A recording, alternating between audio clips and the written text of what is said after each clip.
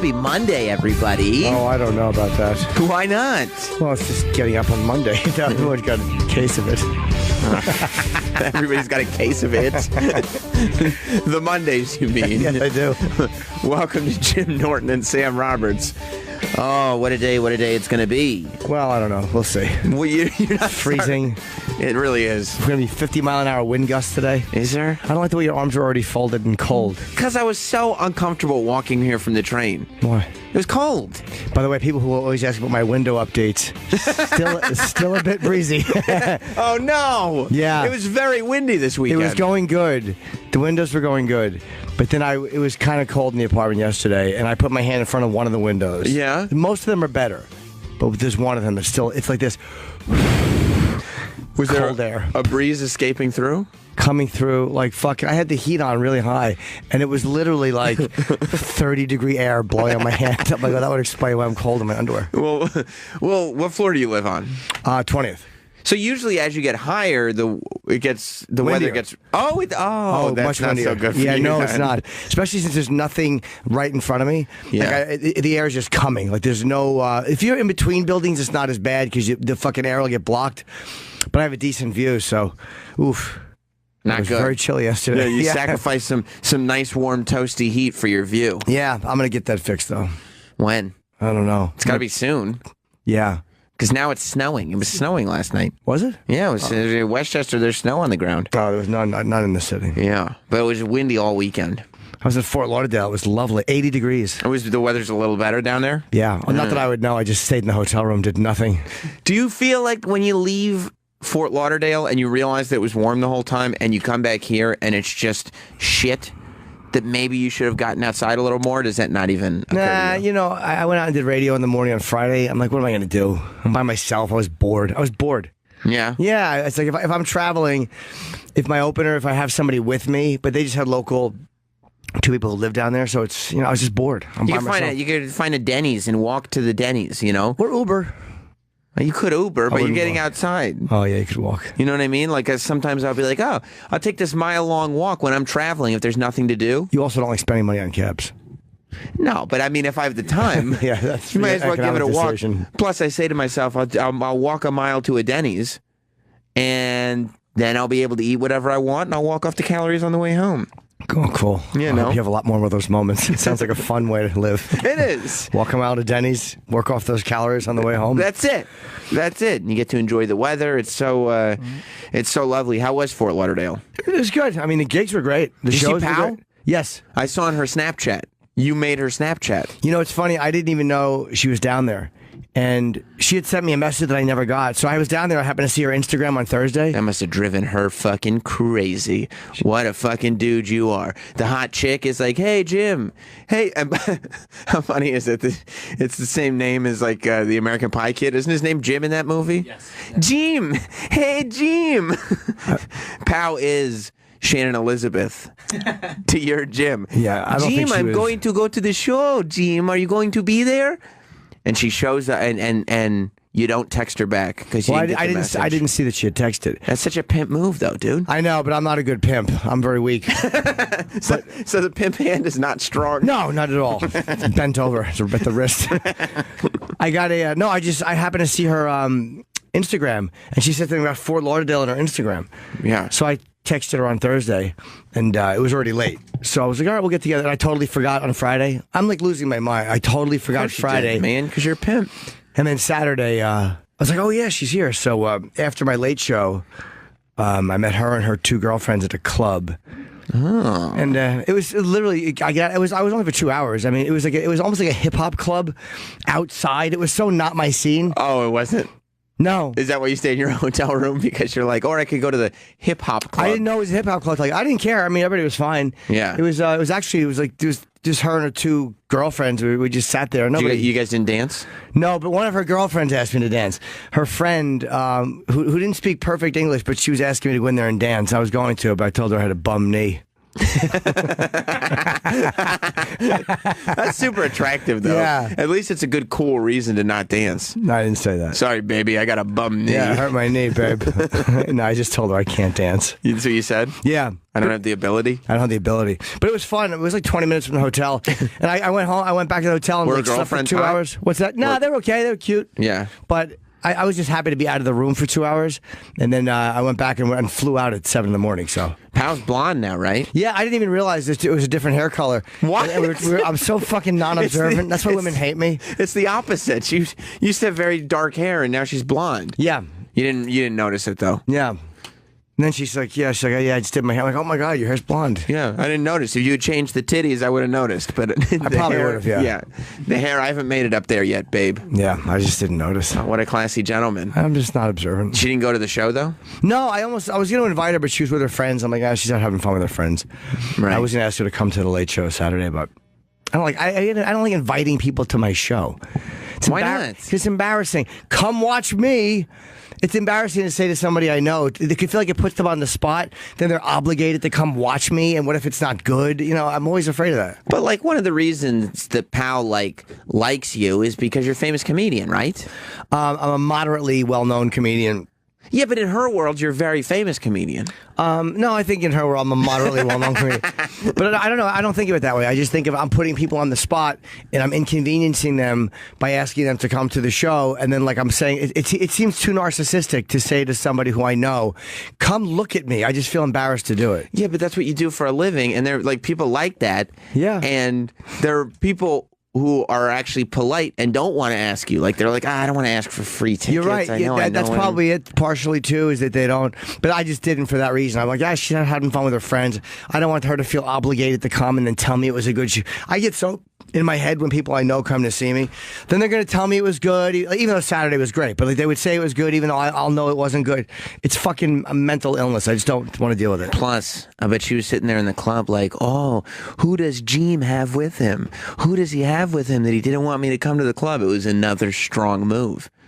Oh, you thinking that one? No. Oh, yeah. It was another strong, because it seems like, like you're interested, but not that interested. I think you're misreading. Is that right? Yes, I think you're completely misreading the interaction. Am I giving your skills of being a smooth operator too much? Yes, and you're giving her interpretation of it. She's just like, okay, I'll see him later. It'd be good to see my friend for a couple hours when he's here. Right. So you're saying she could give two shits whether you invited her or not? Yeah, I don't think she cared at all. Right. Okay. I think she was happy to see me. It was a nice surprise because she's just there with her two girlfriends.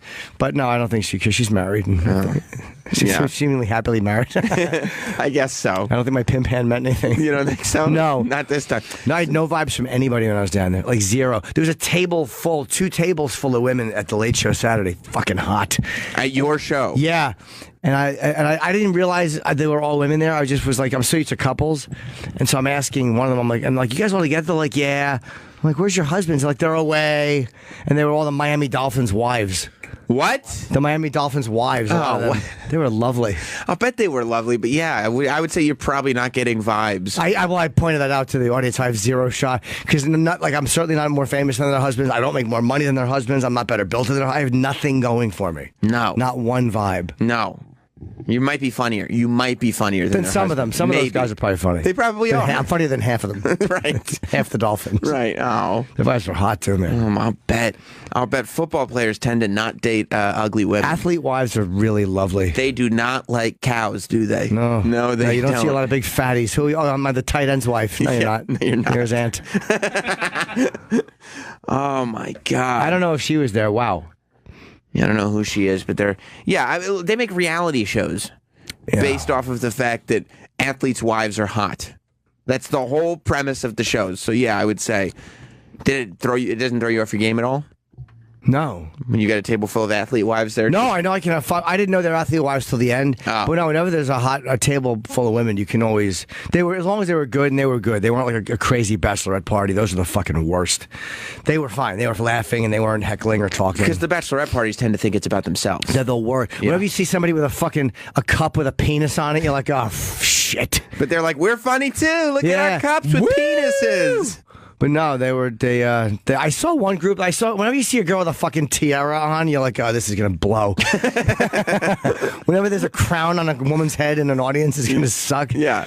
But there's a table of girls. Everyone was fine. They're very talkative in that room. The Friday they were chatty, but me and Colin talked about it. And he thinks because they're all coked up and young, but nobody was heckling. They just chat, and it's a loud room. But the Saturday was good. That's good. Let's go to Kevin in Philly. Kevin, welcome to Jim Norton and Sam Roberts. Is this Kevin? That it is. Hello, James. Hi. Just wanted to use it so bad. Yeah, we got to take the pause out of the beginning. Just go right to the high. Thank you. Yes. James, question for you. Sure. So let's say you get a call from Russ and Powell, and they go, hey, Jimmy. I'm not going to do an accent. Never mind. Jim. Yes. So they say, hey, Jim, we're going to get a hotel room. Myself, Powell, and Russ, we're going to bang, but we want you to sit in the corner and jerk off. What would you do? I would do that if instead of the room they said the lobby. You'd be fine with that? Yeah, I don't know. It would be. She's really hot, but something tells me that Russ puts it to her pretty good. That's just my impression because Russ is a quiet guy, right? He's not like arrogant and he's not cocky. He does his talking between the sheets. I wasn't going to phrase it quite like that, but you might be right. Yeah, I would watch that. Of course, who wouldn't? All right, but I don't get any of those vibes though. It's unfortunate. No, I don't. I get none of those vibes From Powell, you mean? Nah, No. I mean, I'm not the guy who misinterprets every woman's vibe as wanting to fuck me. Like, I'm actually pretty good at seeing when they don't, because I'm used to it. Right. And so I understand the friendship vibe. You know when it's just like, oh, that's fun, Jimmy. Yeah. And that's what it is. That's all it is sometimes. Yeah. That's a bummer. That's what all it is most of the time. Is that right? But from a married woman, I don't care. I don't feel bad. I hate getting that vibe from somebody who's single. Like when there's somebody who's single who you think that you might have an energy with. And there's no reason not to, right? Unless it's just not there. Because if they're married, you can convince yourself, well, if they weren't married, maybe there would be a vibe. But she's not putting it out there. You know what I mean? They're married. She's not looking that way. You know, Right. married people a lot of times don't even focus on outside stuff. But when somebody's single, they've made a conscious effort and decision to be like, not you. I could, but yes. Yeah. No. Yeah. No genital touching for you. No, none for you. Why not? Simply because I don't want I prefer not to, yeah. Yeah. You don't do anything for me sexually. Right. That's the worst. Yeah, I could see where that wouldn't feel nice. No. That wouldn't feel nice. But I get a lot of that. You do? Yeah. That's a bummer. For people I don't mind having as friends, I'm okay with it. I only care if it's somebody I want to sleep with. Right. A lot of times you're relieved. Like, I got some female friends. I'm happy. I don't want to date any of them. Yeah. But if you're like sitting there and you're keeping this woman company and you are not entertained by her, like you're not having a good conversation, but you know why you're there, it tends to get frustrating. Shit, man, it's the worst. It's the worst. It's just as bad though. Anybody being married, like half the marriages. I saw Kelsey yesterday. She's in town, and we ate something, and she said she saw a TED Talk. Oh, I did her fucking makeup video. Oh God, yeah, I saw the photo. How was I it? hated it. Why? I just hate doing that stuff. I don't know why I did it, but yeah, I did the makeup video, and I just drew all over her face. Yeah, I saw it. It was good. Yeah. Well, I didn't see the video, but I will watch The video's not out yet. I think she's putting the video out this week. But she said something interesting about. By the way, and I don't mean to interrupt you again, but that is the power that because Kelsey's a pretty hot chick. Yeah.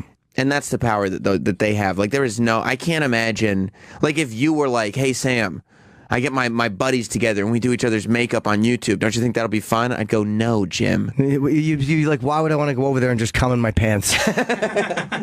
That's it. That's yeah. the problem. Plus, she's a comic, so it's silly. Yeah.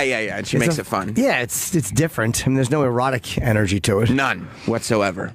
But she said something about a TED Talk. She saw a TED Talk, and the woman was talking about marriage, and she said, 50% of marriages fail. Yeah. And the woman said, if Apple put out an iPhone and over half of them didn't work, like when you look at it like that, like why get married? Yeah. So I kind of envy my married friends. Like I envy you, and a part of me doesn't. Yeah, I mean, getting married is fun. You know what I mean? Like the wedding itself is fun, and there is something good about being like, okay, this is my person. I don't need to fucking be on the hunt all the time. Right. You know? Because you're on the hunt all the time. And it's like you get married to a girl that you like, that you're attracted to, and you don't have to be on the hunt. And the intention is for it to be forever, but I don't even know if you can, when you're getting married in your 20s or 30s, I don't think you're thinking to your 50s or 60s. You're just like, yeah, this seems like what I'll be doing, I guess, forever. We'll see what happens. Right? I don't even want to get married. I'm at a point now where I wouldn't mind seeing somebody regularly and having somebody over. But like, don't you think that like, I would say 98% of boyfriend-girlfriend relationships end, but you still do it. Sure. Because Or they the good become part's married. good. I told you, a massage therapist told me that one time. It was a weird one. She was somebody I never slept with, unfortunately, her choice. And she said the smartest thing to me. She's like, you get hurt at the end of every relationship. No matter what happens, you're going to get hurt. Yeah. You're going to get married, fall in love, and they're going to die, or you're going to break up. Or Right. you're going to die. Like, one of the ways it's going to end hurtful. So as long as you accept that going in. You either get hurt or you're going to die. Yeah, that's Because you it. could die quick and then you won't get hurt, but you'll be dead. Even if you wind up hating the person and dumping them, it still fucking hurts. Yes. So it's like you can't be afraid of that. So I'm not afraid of that. No, you just go for the good stuff. I like being married because like it gives you confidence because especially if you know you're not going to cheat, like you can convince yourself that there is a vibe with a girl and you don't have to figure out if you're right or not. See, I'm too greedy for that. You're not. I'm a greedy person. That's all it is with sex. I'm greedy. Right. So I'm not good at throwing the feelers out there. Right, and just being like, yeah, I think I could, but I won't, and that's fun. That's not enough for you. Yeah, I like secrets. You I do? realize that. I like secrets, man. I'm sneaky. I like secrets. That's your collection?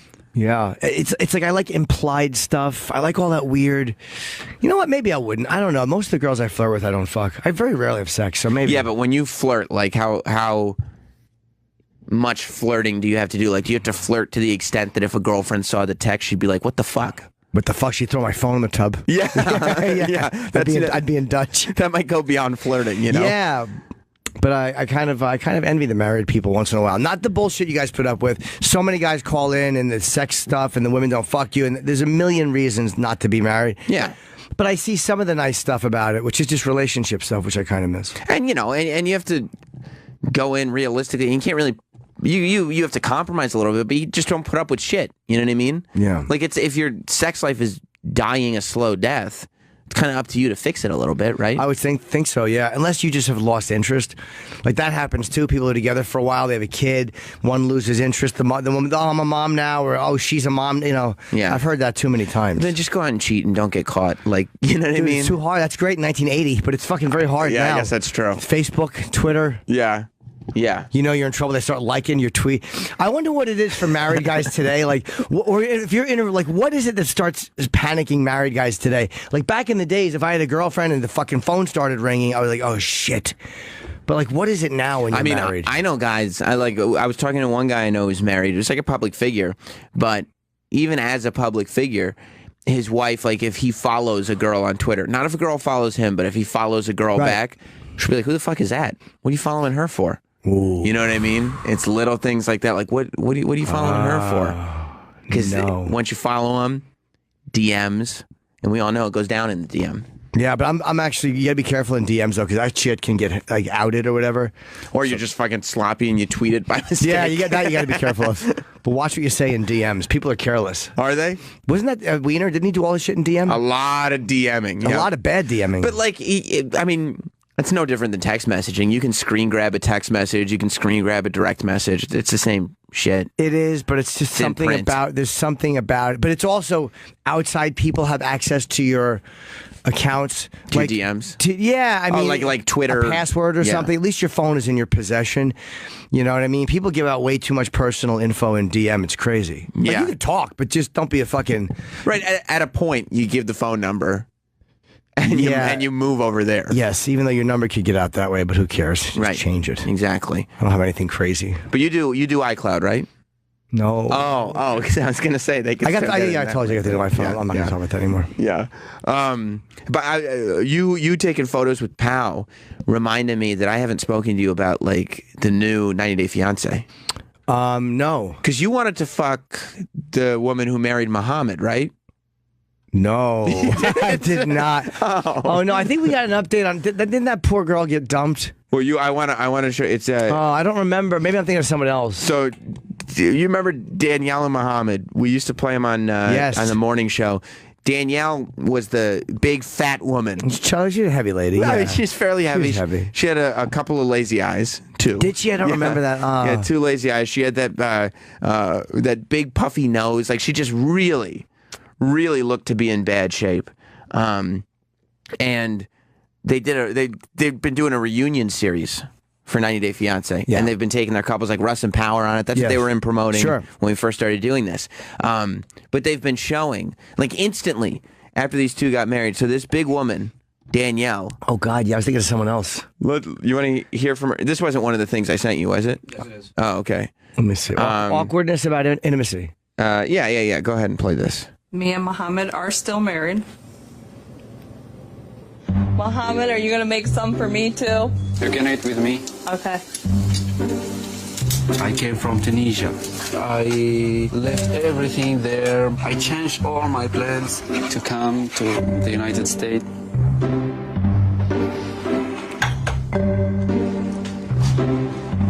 Dopey music. It really is.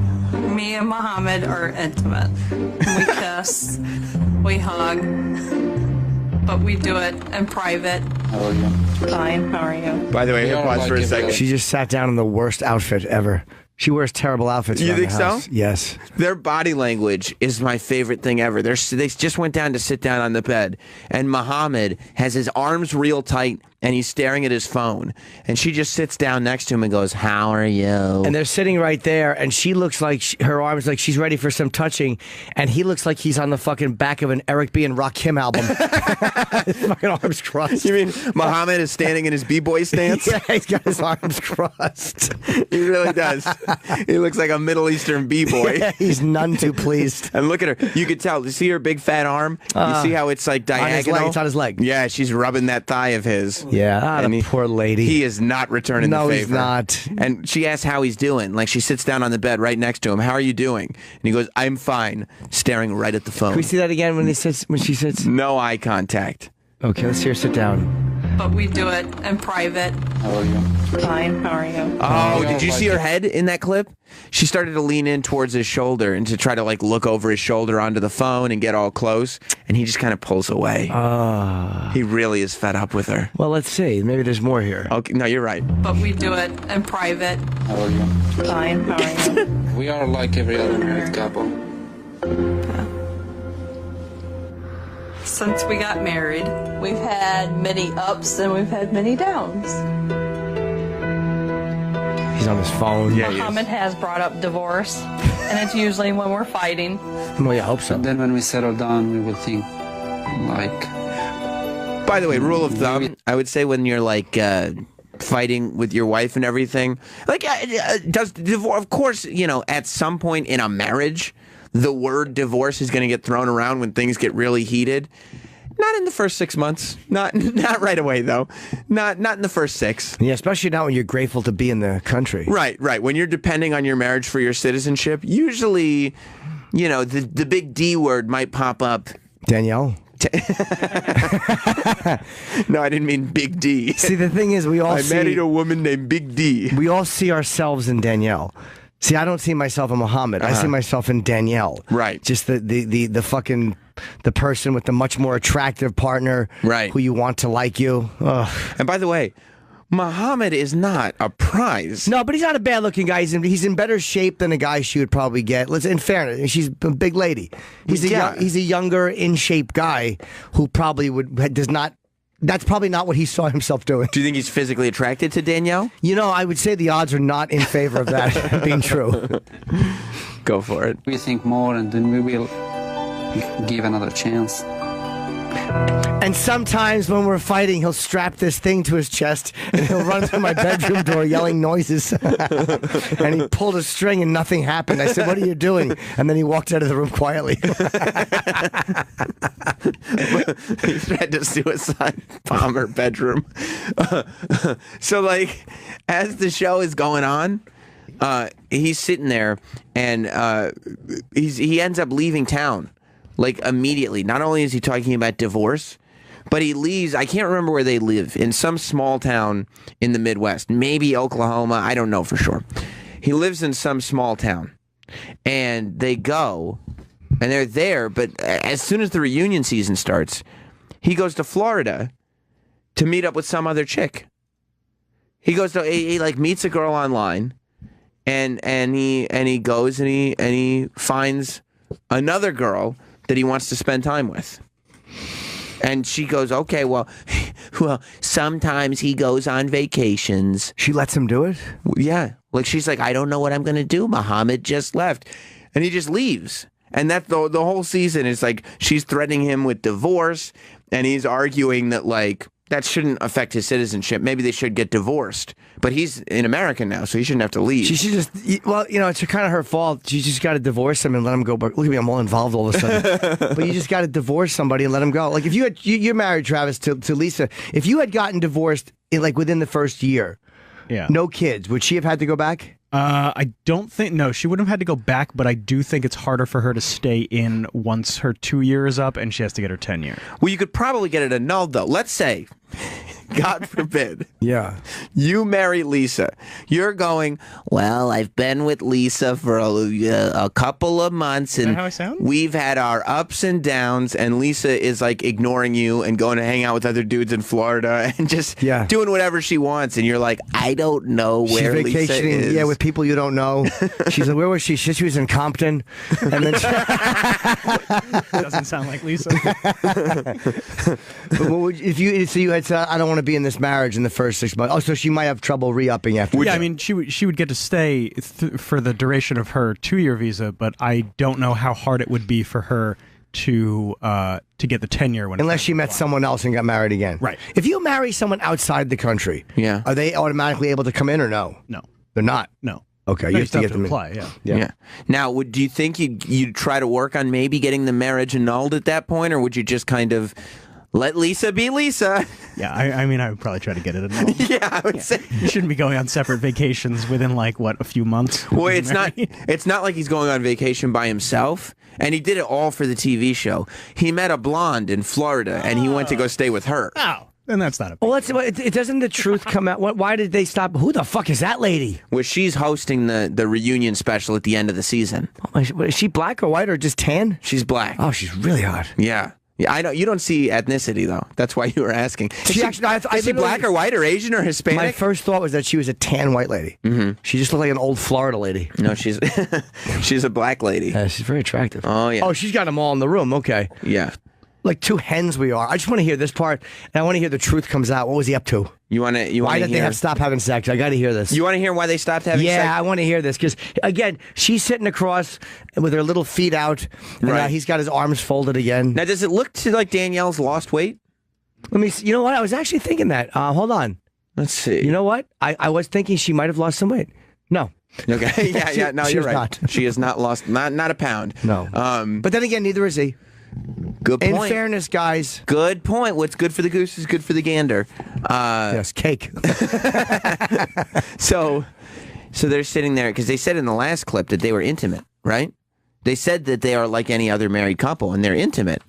So I would love to know if sex was a problem. Let's see. When we saw the scene of you two at the wedding, you said that you could not kiss her. Yes. Okay. Oh, yeah, that was the other thing. Have you guys ever kissed? Did she have bad breath? When they got married, first he said he wouldn't kiss her because it was against his religion.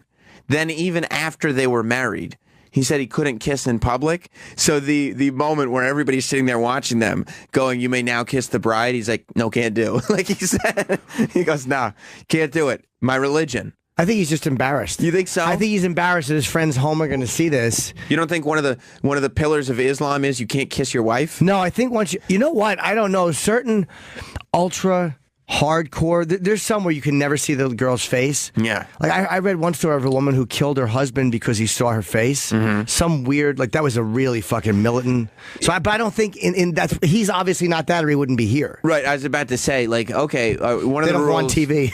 Yeah, you can't kiss your wife in public. I would assume that would also mean you can't meet a hot blonde in Cocoa Beach and move in with her for a while. It also means you can't move to America, dress however you want. You know. Yeah, exactly. Yeah. Yeah, so he decided not to kiss her on their wedding day. I think it was a conscious decision he made, yeah. You think? What do you think her breath smelled like on the wedding day? Because I'll tell you this, she was nervous. He wasn't going to show up at first. He wasn't around the house. He was out. I'm going to guess like dry, sour breath. Like, you know that dry, sour, arguing breath? Remember, arguing breath? When you've been arguing with someone, the breath that smells like a sinus? You know that breath that smells like the back of someone's sinuses when you kiss them? Their mouth is dry and it smells like they've been coughing. Yeah, because you've been yelling so much and all your saliva's out of your mouth. Because she was crying and she was yelling at her daughters. Where's Muhammad? Yeah, it smells like a damp foot. Ugh. And I would say that our starting position as far as breath goes on her is not the greatest. You'd hope, some people have wonderful dental hygiene, but some people don't. And I don't know. If someone doesn't want to kiss you on your wedding day, like if they can't fake a smooch, then that's bad. I mean, there's very few women I couldn't kiss for the TV cameras. Right. I mean, Jesus Christ. Yeah, that's the best part about Muhammad. Like, there is no part of, like, he doesn't seem to be concerned with the immigration part of this. Like, and he doesn't want to move out of America. He keeps saying, I'm staying here. Maybe he doesn't understand. And lawyers, if he goes to a lawyer, and the lawyer's like, well, no, you gotta stay married. I wouldn't go to Florida if I were you. And then the next scene, he's like, the lawyer said I couldn't go to Florida, but, I'm a free man. It's America, so he probably I'm gonna knows go. she won't just boot him out of the house. He'll probably just come in. What he does, he probably gives her a fuck. He probably fucks her once in a while. Whenever she gets mad, he probably puts her on her stomach and fucking gets in there with 2 rubbers on. Well, he's got a reason why it doesn't happen more normally. Well, let me hear this. I didn't hear what this is. I would like to know the reason. I didn't plan on chatting about this today, but I am interested in what happened with this couple. Good. Had you guys ever kissed before that? Yes. You have? Yes. Were you intimate before that? Yes. You have. Okay, so you've kind of consummated the relationship, really. Was there any intimacy after the wedding at all? After the wedding? Yes. There was, but we started facing a problem. What was the problem? Hold on, let me see. I don't want to say. I'm going to guess politics. You think Politically, they were different. Yeah. She was a Trump supporter. He was not. Yeah. Maybe that was it. Is that it? No. He just doesn't find himself attracted to Republicans, you think? I think so. Her glasses. I don't like women who cannot see clearly. Maybe that's it. Maybe that's it. I'm going to guess the glasses. By the way, Her hairdo. her hairdo and her glasses have both changed for this special. On the TV show, she had brittle, dry, orange-looking hair. And her glasses, you know how, like, a person who never cleans their glasses has those, like, yellow water stains on them? Like, it's almost like thumbprints and stuff. Yeah, it's like it almost like is a cake over it. She always had that on her glasses. I feel she's much older than him, too, right? She is quite a bit older than him. Yeah, that's a good. See, she looks a little. She should leave the glasses on. She's not. She's like Travis. Like, they're not faces that are meant to be worn without He's right glasses. there. Travis, comment. Sam has historically always mentioned that I don't look good with my glasses Let on. me see without your glasses. You look bad without your glasses. Those beady little eyes are the things Jim. of nightmares. No, you look equally awful. No, but we're just used to seeing you without your glasses. Yeah, I mean, Weird. I've had them since I was in 5th grade. So. Yeah. I remember. Yeah, I know you do. Yeah, all of a sudden, I don't know who the man was. I couldn't see him in court. All right, let's see what she said. Like, this is very private. Instead of taking care of that problem, she was like fighting with me over it. This is something that no man in the world can accept that. Okay, and then hit pause. No man in the world can accept that. What could it be? Nipple hair? She has a dick. I can think of one man in the world that would You accept bet that. you can. What? No man can accept that. Yeah. I think he's talking about no man can accept her fighting with him. No, he's talking about the problem. The problem. He's saying that there's a problem. She would. So she was fighting. Here's the deal. They encountered a problem in their sex life.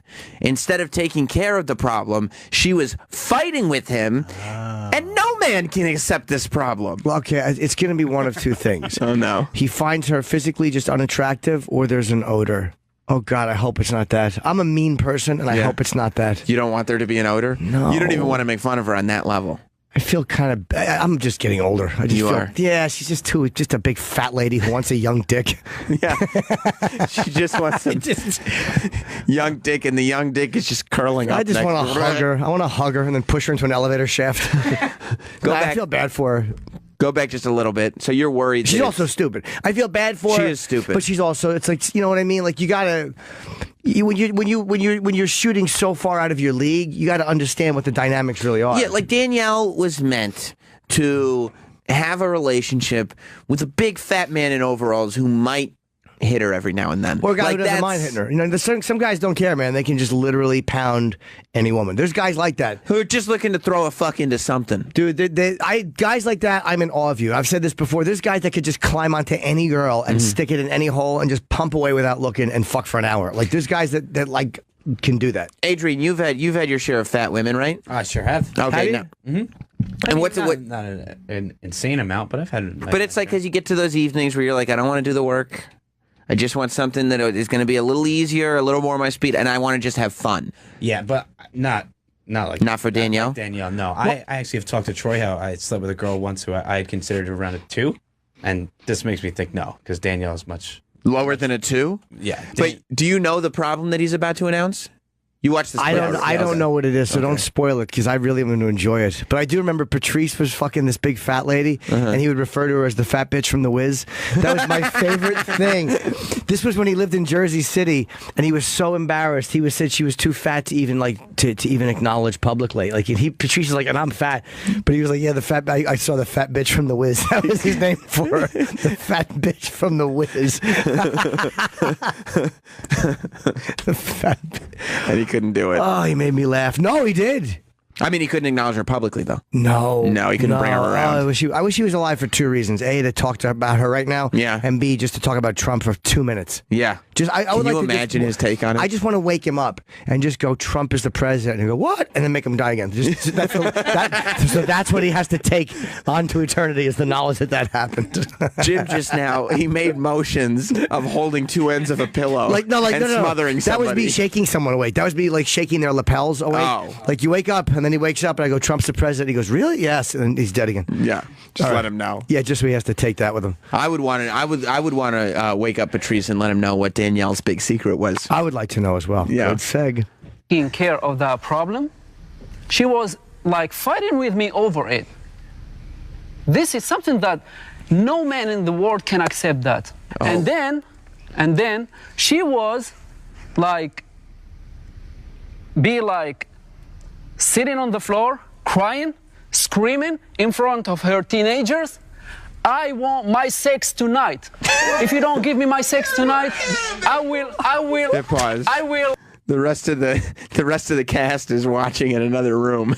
Oh. As Danielle was sitting on the floor, throwing a tantrum in front of her teenagers, saying, "I want my sex tonight." You know, that's how bad she wanted that dick. She doesn't. She brought this young guy over, and she wants to fuck his brains out, and she's not getting the dick. She's like, I provided 50 states. Yeah. And you're not providing dick. Is there anything worse than being stupid, ugly, fat, and having... Tell me. Get it? You're not fat, though. Being stupid, ugly, fat, and having a very healthy sexual appetite? Is that not Terrible. torture? God just decided, not for you, a pleasant life, not for you. You're going to want the thing that nobody will give you. That's terrible. A good dickin'. That's terrible. All she wants is Muhammad to penetrate her. Well. And he's sitting there going, I'm not doing it. I have to leave the state. Well, he won't say what the problem is. So I guess he doesn't say what the problem is, or maybe he does. It does. It comes to light. Okay. It does come to light. In front of her teenagers. I want my sex tonight. If you don't give me my sex tonight, my sex. I will call the immigration. I will get you deported. How great is that? Can you imagine? Can you? I feel it would make me feel like such a man if somebody wanted my sex so bad that they were going to have me deported if I didn't give them my sex. That's also a great strategy by her. Like, I admire both of them. I admire his ability to do that to somebody, and I admire her going, you either fuck me or you go back to the shithole from whence you came. She's like, no more. There's no more pretending here. Yeah. We don't love each other. You fuck me or you're on a boat. Yeah, but you know what? If a guy got like a Filipino bride or a Russian bride or something and brought her into this country, and the guy was like, you've got 2 choices. Either suck my dick or get back to the homeland. Sure.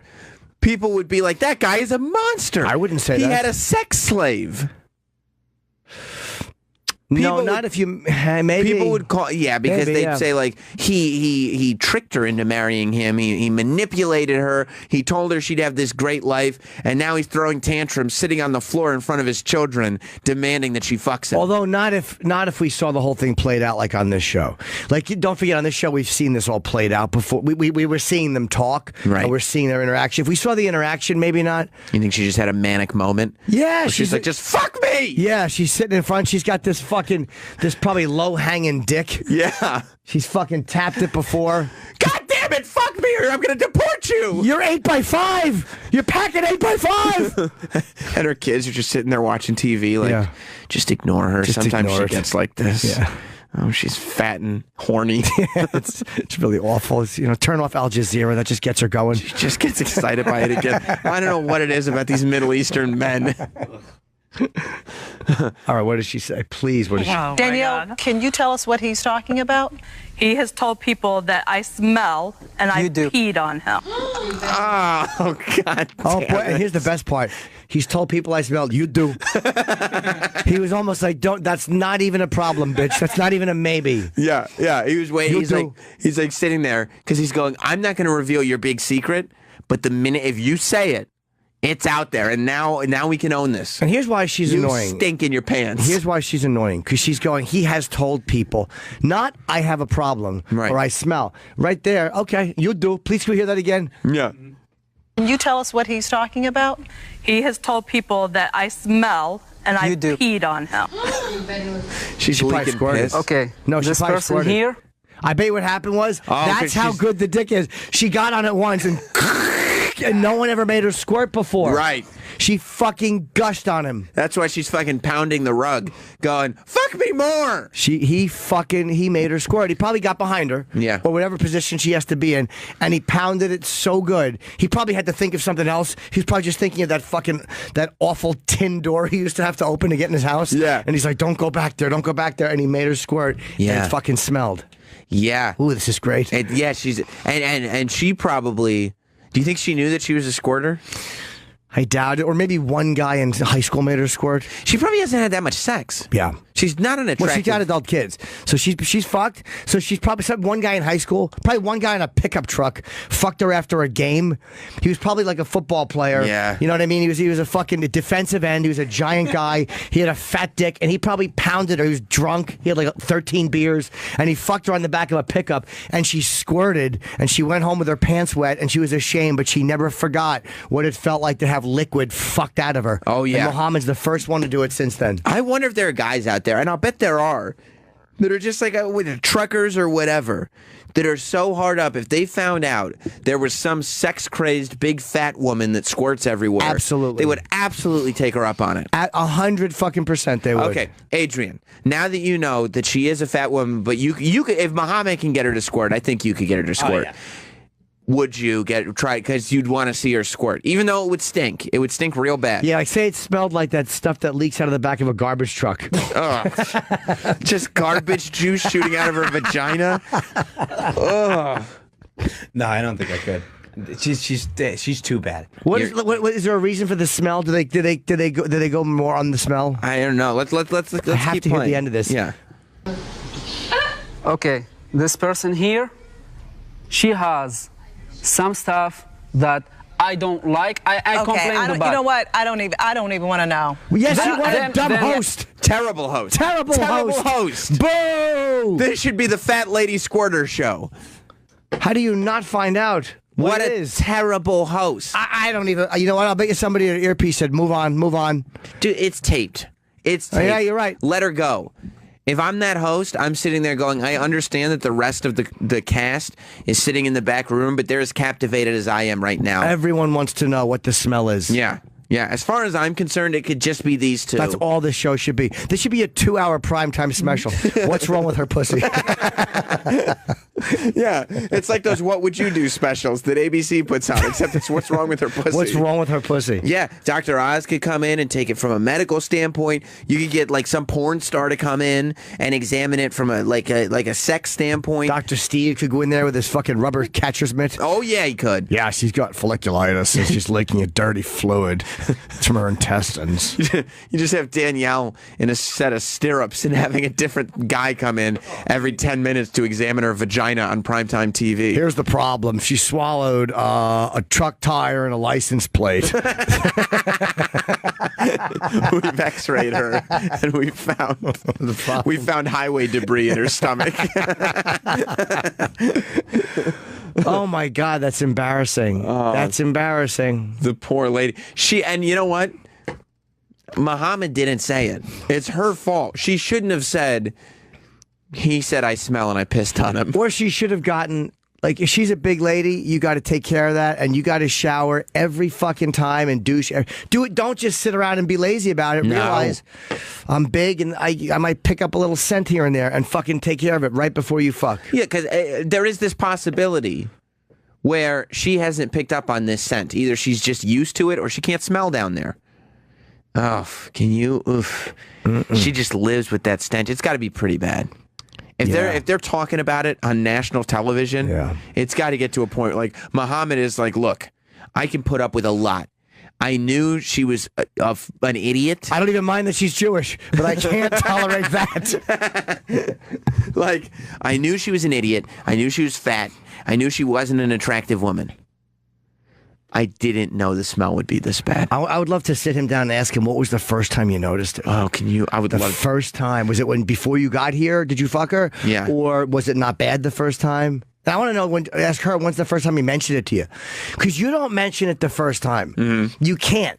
You can't just go PU the first time, so you probably get it in there at one point, like, hey. Yeah. But so you would you allow Muhammad to come in the studio? You would talk to him? Yeah. Yeah. Oh, boy, would I. Yeah. Yeah. I mean, as far and this show, like, you know, it's mostly housewives and stuff that watch 90 Day Fiance. So Muhammad has become like the biggest Middle Eastern villain since Jafar from Aladdin to all of them. Like, everybody hates him. Do they? Hates him. Why? For the way that he's because treated her. they see they see themselves in her. Yeah, but it's also, as a man, you got to realize this: they're not they're mismatched. If he was a big fat guy, then again, you know what?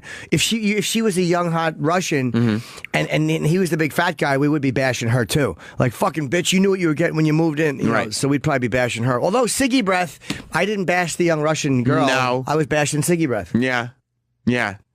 Do you want to play the clip when they get in front of the rest of the cast? Is there more interesting stuff there? Yeah, they kind of like, because the rest of the cast. Oh, is the now, truth comes out. All right, it's only 2 minutes. We'll just play a little bit. I got to hear what happened. The truth comes out because the cast is now pissed at Muhammad. Like, why? they're all trying to be like, you're awful. He's not awful. You're so mean to her. This stinky woman. I don't think he's being awful. You don't think So so? let me ask you, Muhammad. Yes. Do you feel that You think TLC knew that they had a gold mine with this couple? Oh, did they? Let me ask you, Muhammad. You here for your pilot's license? You know? did not know Danielle before you got married? Yes. I did not know enough about Danielle before I married her.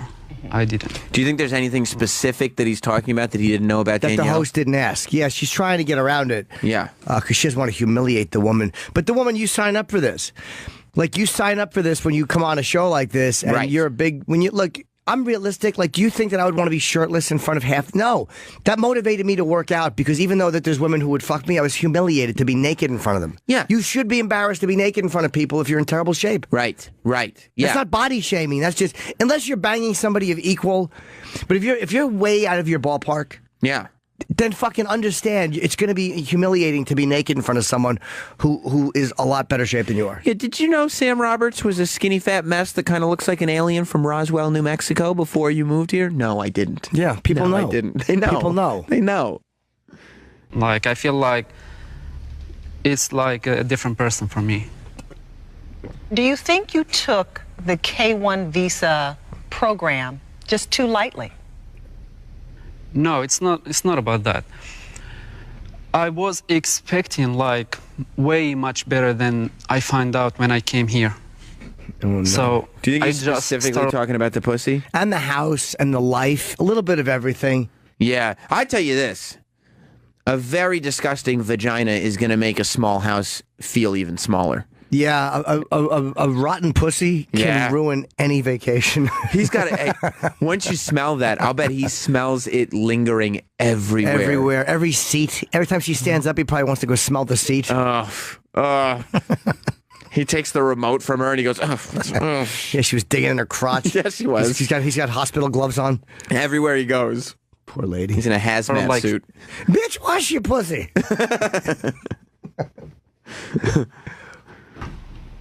So I just started like facing like big challenges in my life, trying to fix the mess that I feel like I was put through. But I did all my best. It didn't work. I tried to fix it. It didn't work. Okay, let me ask Danielle and get her take on this. Do good. you feel that you did not know Muhammad well enough before you got married? Yeah. She's just Yeah, saying that. because what he showed me when I went to visit ain't the person that came here. I bet he fucked her when she visited him. Yeah, Here's- he fucked her he fucked her with Uncle Sam in his eyes. He saw Uncle Sam. Exactly. She came to visit him in Tunisia. He put a fucking clothespin on his nose and he ignored the vagina smell and he fucked her like crazy, like she's never been fucked He before. gave her a fucking I need a visa third world deep dicking. He fucked her for the future of his family. Yes, he did. Fucked her well. And then she came back and she was like, look, I gotta fly. That's why she's obsessed. That's why she won't divorce him. She remembers that Absolutely. romantic trip to Tunisia. And all he's trying to do is live it down. Yeah, fuck, man. You feel that he changed right after he came to the United States? Yes. Okay. Because then when I went to see him, he showed me the affection. You see what she's talking about? He worked and stuff. She has a And mouth as like soon Bill. as Her mouth looks like Bill Clinton. She keeps doing the Bill Clinton when he's upset.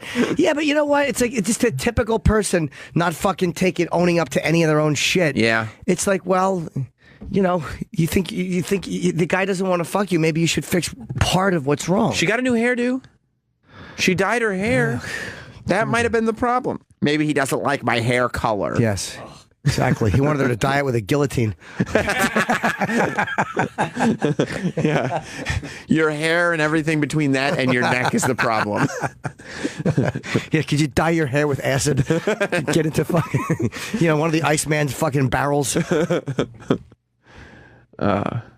he got here, he didn't show me the affection hardly at all.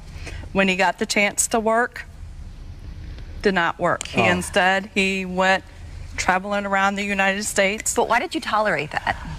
I didn't tolerate it. You didn't. No, I did not send tolerate his it. ass, I would have sent his ass directly Because back. there was times when That's he what I would have came done. back from trips, I had his stuff sitting at the Yeah, door I would one never time. would have tolerated And then every time something like that happens, he's on the phone calling the cops. I have what? 10 police reports on me. Oh, boy. Yeah, she's probably What much a more of a toxic yeller and a relationship. screamer. Yeah, she probably seems like she may have some personality things where she likes to yell. If she sits on the floor screaming, That she wants dick yeah, in front of her kids. yeah. And maybe she's a yeller. Fuck him. I would have loved it if you had talked about this with Powell. Like, I didn't know about it. privately. I'm really bummed I didn't know about it. Yeah. I had no idea what was going on. I had no idea she was in Fort Lauderdale spending time down there. I just didn't know. Right, any of that you didn't shit. know this pussy was stinking up That's half the all Midwest. I would have asked her. Is that right? That's all I would have asked her is about this fucking lady's vag. Because, like, what did know- we miss? You know there was a lot of shit cut out. What did I miss? Yeah. You know you're on TV. So, like, you know you've got to take the woman's side here. But, like, you're not gonna, in real life, there's no way that Powell is sitting there sympathetic to this woman. Maybe a little bit, but stinky vagina? Yeah, man. It's, You can take care of that. you can't. I wonder if Russ alphas the other guys because he's got the hottest wife. Well, there's a couple of them that are really hot. Yeah, Powell's probably the hottest, but it's... There's a Siggy few Breath that are had a hot girl, and so Yeah. did the fucking other one. Remember the little girl's gonna model? Oh my God. Yeah. Yeah. There's a a couple from this season that I got to show you at some point. Maybe Not I'll today. watch. I don't usually typically enjoy reality shows. This one, This is really this good. was kind of fun to watch, just because you're watching people whose lives could fall apart. I might show you tomorrow or maybe next week or something. There's one couple this season that's like the hottest chick you've ever seen from Russia. It's Siggy breath all over again, and just a big fat guy that keeps spending his money on her. Gotta watch it, man. You have to go into those things. Like, I'm not saying I'm above meeting a young lady who's way out of my league and trying to seduce her that way. Right. But you have to immediately understand what it is. Look at this picture. Yeah. Yeah, it's hard to tell from that. She doesn't look like she's in the best shape. Am I wrong? Am I crazy? No, she's extremely hot. Oh, she is? Okay. And she's like all like plastic surgeryed up a little bit. She's got the big lips and the titties and everything. Yeah, they don't look that crazy together. You know what? His face isn't bad. He might be a fat guy, but he's not that bad. Oh, okay, yeah, she's solid. Yeah. Holy shit, yeah. Yeah, show that one of them laying down together in the top right there. You know what? I couldn't tell. Like, it looked like her hips were out, but that's because she kind of arches her ass a little bit. Yeah. He's just got to get in better shape. Yeah. He's not a bad-looking dude. Like, you just got to get in better shape. She's taking him for a ride. Oh, it's so fun to watch. She is taking him for a ride. The Russian girls scare me. Russian girls scare me. Why is that? They just do. I would never believe a Russian girl liked me for any reason. If Really? a Russian girl says hi to me, I'm like, you're lying. Yeah. What's your game here? What's your end game? What do you want? That was frightens me a lot. Let's go to Tony in Baltimore. Tony, welcome to Jim Norton and Sam Roberts. Is this Tony? Hey, how you doing? I'm a big fan of the show. Oh, Tony. Thank you, Tony. So anyway, I have the Facebook Messenger app. It thinks it's doing you a favor by like saving photos. So like, say I send a dick shot to a girl, it stays on there. So every time you open up the app and click on her name to send her another message, all the pictures you send her are right there, and you can't delete them. Oh, so you think my Facebook? God, you think that maybe. Messenger app is what Shit. is bad? Yeah. Yeah, so All you need is somebody, because then they just start scrolling up, and they're able to see all that stuff. Yeah, you got to so, be like, careful. If my girlfriend's friends with that girl, and she picks up my phone to send her a message, she clicks on her name, and the first thing that pops up is my dick, and it's ridiculous. That's kind of scary. Again, if you're going to send dick pictures, I would suggest texting them. Just text them because they can be deleted a little easier. Or just be ready Snapchat. for them to. I guess Snapchat, yeah, sure. I'm hearing like 4 different shows on this phone right now. I don't know, something's wrong. But anyway, I'm a big fan. Thanks. Thanks, right. man. Yeah, man, you got to watch what you send your dick photos on, unless you don't care. Well, Right, you're right. If you don't give a fuck. if you're married, you better watch where you're sending your dick photos. Yeah, in general.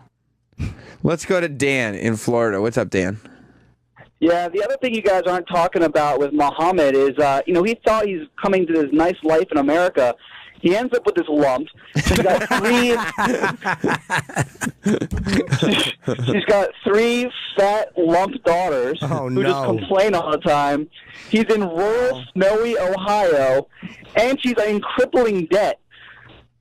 Well, in a tiny apartment. They're also showing whenever you watch a reality show, you have to know that you're watching a very, very edited version of their lives. So I never believe 100% of what I'm seeing. Like, it's not all her fault. I guarantee you he's got some shitty things, but this is the way they've painted this one. Like, I think this is probably more to make the women hate him and also to make the guys empathize with him. Like, oh, man, what a fucking nightmare this guy's in. By the way, to answer your previous question, he is 15 years her junior. Well, how old is he? I'm going to guess he's, 27? She's 42? That's a guess? Well, when the show first started, that was it. That's probably 3 years ago at this point. It's probably like 45 and 30 now. Okay, yeah. Something like that. Maybe 27. Okay. Maybe less, maybe 20, maybe 28. And fucking Tunisian knife fighter. It's Anthony. Let's go to JR in Brooklyn. What's up, buddy? Hey, Junior. Hey, what's going on, guys? Jimmy, I wanted to touch on something you said about those Russian girls. Yeah, they scare me. You are 100% right. They are fucking scheming fucks. They're born. It's almost genetic. They come from a country a couple of years ago. There was no God. There's no rules. They're not scared of anything. They come here. They'll scheme every second of the day if they can. You're 100% right. Those Russian chicks, they look like they're fucking dynamite-looking broads, too. Real good-looking. and they are full of shit like a whale with no asshole. Well, it depends on where you meet like them. a whale with no asshole, he says. Yeah, come on. In a Doctor Who shirt. I'm kidding. Poor kid. No. Well, I'm from there. I'm from an area in Brooklyn where it's second to Moscow in Russian. What are you from, Brighton Beach? Yeah, exactly. So you know what it is, though, dude? You also got, sorry to interrupt you, but you also got to know the people you're talking to. Like, a lot of those girls come over. If you're talking to strip club workers, like, amazing, they're all 10s, and they come over and they go in a van, and you know there's some shady shit happening. You're meeting people who have probably come here for a specific reason, and it's financial. Like, if you meet a Russian student, it's probably different. But, like, as men, I'm like you. We look at the hottest chicks, and we try to get the hottest girls. And if you meet an average-looking girl, she's probably not going to be like that. But by the way, it goes right back to your point, where you know it's like, oh, this is too good to be true. I'm dating way out of my league. She's way out of my league. Are you a good-looking guy? Jim and Sam, guys, I work in law. I'm a cop. Okay. I deal with what are regular people. Oh, okay. Considered not straight immigrants. These people have been here for a number of years. They're established, and they're fucking scammers. They always come to work. There's a pharmacy every 100 feet in Brighton Beach. Why? They scam Medicaid. They scam pills.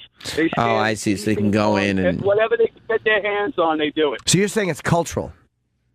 I think it's genetic. It's almost hereditary. It's bred to their bones to take advantage of any situation that they can. You know, I don't know enough about. I'm only going by the girls I've talked to. Who, again, most of them were, if they weren't in strip clubs, they were just hot, they were dancers that I met somewhere else, so they were hot girls. I haven't met enough just Russians in real life that I don't know. Maybe they're trying to win. Maybe, yeah. You know, they're just trying to win. All right, thank you, man. We have a big show today. Ben Bailey's coming in. Yeah. Very funny Ben. comic. He has a new stand-up special, which I would like to promote. Ben's a very funny stand-up. Hold on, where the fuck is this cocksucker paper?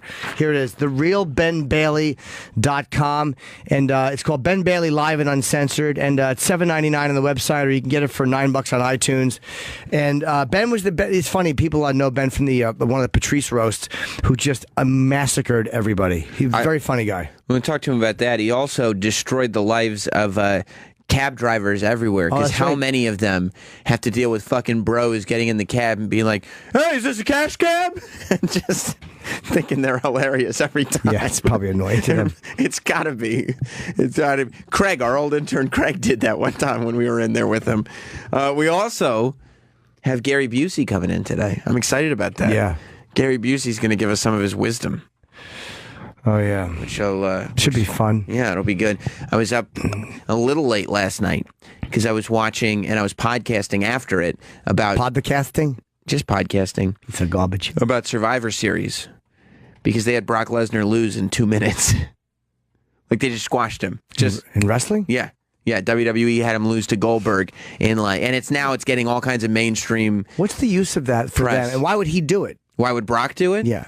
I'm sure that Brock kind of has to do whatever they tell him to a big degree. But why would they wreck such a massive name guy? I think it's because, number one, they've got Goldberg for a few more shows, so they're going to be able to have him as a big name guy. And number two, wrestling fans forget shit. You know what I mean? Like, Brock is still going to be able to show up. Like, give it a couple months for this to wash over, and Brock is still going to be able to show up and do okay. But it literally, like, wrestling fans either loved it or they completely hated it. Everybody was in shock because the match lasted. They spent all this time building and building and building, and they had like 30 minutes left on the show. And the match ended in 2 minutes after 3 moves. Do you think that was one of those things where, again, they know that UFC is so big and that it's the unpredictable nature of it, and they wanted to just do something that would shock everybody? I think that's part of it. I think there is a long-term strategy, too. But I think that's the thing. Like, the last time they had a match, like, it's wrestling, that mainstream actually talked about, it was when Brock Lesnar beat Undertaker, because it was a shock even to people, to anybody that knows anything. It was people were shocked that Brock Lesnar beat him. This has that same kind of vibe about it, where the mainstream is included with the wrestling fans. People are just like, what the fuck? What happened last night? Everybody's talking about it, you know? Yeah, I don't know why they would do that. Unless it's just to establish Goldberg immediately. I don't even watch that stuff, but I'm guessing that's what it would be. It's definitely to establish Goldberg. And like I said, by WrestleMania's in April, the beginning of April, April 1st, I think. Yeah. By the time April comes around, people will have still think that Brock Lesnar is awesome. Like, he'll have a reason for this. Did he give a reason why he lost? Because he got fucking bested. What do you mean a reason why he lost? Was he sick or something? Or? No, he was just bested. He had a cold? Goldberg bested him. You know? He came back. Why does he have the UFC gloves on? Goldberg. He's always worn those gloves. Oh, has he? Okay. Yeah, for a long time. See, like there's a stare down. Goldberg doesn't look scared. He doesn't look shook. Brock looks like he's backing up a little bit. A little bit, right? Oh, they're doing the thing where they meet in the middle first? Well, they're just kind of staring down because this is a long time coming. They wrestled each other 12 years ago. Oh, the ref looks like he's in charge, though. By the way, the last time Goldberg wrestled was 12 years ago. So this was an unknown. You think the referee's got a handle on this? No, I don't. Oh, you don't? I don't think he's in charge. You don't think it's like Big John McCarthy in there? No, I don't. No. Little Twerp McGillicuddy. That's that guy's name. He rings the bell. Why are they just looking at each other? It's time to get the thing started. Brock backs him into the corner. And just throws him in there? No, but Goldberg shoves him. Why does he shove him down? Because he's super strong. Have you seen that fucking... Look at the fucking... What are those deals called on the shoulders? Traps. Look at the fucking traps on Goldberg. Okay? You don't think Goldberg could shove you on the ground? Coming up, we have Ben Bailey and Gary Busey. No, I don't. He's the man. Cool. He's the man. So that was a big thing. He's still on the ground. It was just a shove. I know. Because he got speared. Oh, he probably wasn't expecting the spear. He wasn't expecting the spear, and they got speared again. Oh. And then the commentary was so funny. The commentary, he's like, he could have broken a rib on that second spear. And then why does Goldberg turn away from Brock and face the audience and make a thing? Like, what are you doing? He's showboating. Yeah, he's letting the audience know, look what the fuck I just did. Plus, they got to kill time. They got like 28 minutes. Why is Paul Heyman begging? Because he's like, I didn't see... Paul Heyman is Goldberg, is Brock Lesnar's advocate. I know. He's going, please stop doing this, Goldberg. I had no idea it was going to be this bad, Goldberg. Please stop. I just don't get what people... Watch this. Watch this, like, Jim. No one believes that Brock is that hurt unless he hit him in diverticulitis. No, it's this Goldberg spear. Yeah, you got twice. Exactly. Do you like this finishing move or no? The jackhammer? Yeah, it's fucking badass. Boom! That's it. Nobody gets up from that. And that was a quick count. Well, he's still down. You can count. You can count to 10 on that one, folks. He ain't getting up. This did not instill a love of wrestling in me. Well, I'll tell you this. Mark Hunt looks like a fucking horse's ass. You talk about a guy who couldn't get the job done. Goldberg got it done in a couple of minutes with 3 moves. Yeah, Mark Hunt is none too pleased about what happened. Mark Hunt is very verbal about his displeasure with the UFC, yeah. You think did Mark Hunt hear that the steroid test came back positive? I think word got back to him and he's suing them, yeah. Some shit going on. Well, you know what? Or he was planning on it. Maybe if he had been as effective as Goldberg, he wouldn't have to sue his employer. Yeah. You know? I don't know. I think he's been around for a while. He's just getting a little older and he probably just, it might have been his time to, but come on, Mark. Mark didn't hit him as hard as he should have anyway. How old is Mark? Yeah, he should have speared him. How old is Mark Hunt? Don't know. He's probably over 40, I think. Yeah, well, Goldberg's 49. 42. Two spears. Yeah. 42. Mark Hunt's 42. Goldberg's 49. 2 spears and a jackhammer. Okay? That should be the name of our radio show. Spears? 2 spears and a jackhammer, and Travis is the jackhammer, and he just comes in with his hands going, like that's his thing, like a jackhammer. If it should be 2 queers and a jackhammer then. I like that. You do? Yeah, and he fucks our asses. Travis comments. Weird marketing. Yeah. It's really getting odd. Holding our audience. We'll be back. Ooh. Yes, that's right. Rockin' and rollin', rockin' and rollin'. That's not even to the rhythm of the song. Welcome back. Jim is just smiling at me. It's Jim Norton and Sam Roberts. And look who we are joined by, Ben Bailey. Hi, buddy. What's up, guys? Welcome to the show, man. How's it going? Thank you. How are you? I'm good. I'm cold. It's winter. Man. Yeah. It's it sucks, winter. right? It God sucks. Damn it. Especially since, I was just going to stay warm all, I'm like, I thought we were going to get away with it somehow. Yeah, it was like 50 degrees on Friday. Yeah. It was like nice. Everything was fine. Everything was fine. 50-mile-an-hour winds today. Are you serious? Yeah, they can be gusting. It was bad coming in yesterday. I flew home. I zipped back from the coast. I was in Florida, and it was a fucking. I always hate when you're flying in. They're like, the flight attendants are going to be seated like for the last 40 minutes of the flight. You're like, oh, this is going to suck. Did it suck? Yeah. Was the landing bad? Oh, it's the worst, right? Yeah, it was really weird. I was like, I start getting nervous sometimes. Like I'm going to vomit. That's what I'm saying. I'm not scared of falling out of the sky anymore. I'm scared of vomiting. Yeah. I get to where, if I fly enough, I just get to where nothing bothers me at all on a flight. I'm just totally tuned out. You don't care? I had the worst landing. Like, I think it's very similar to what you're talking about. I didn't land yesterday, but I guess about a week ago.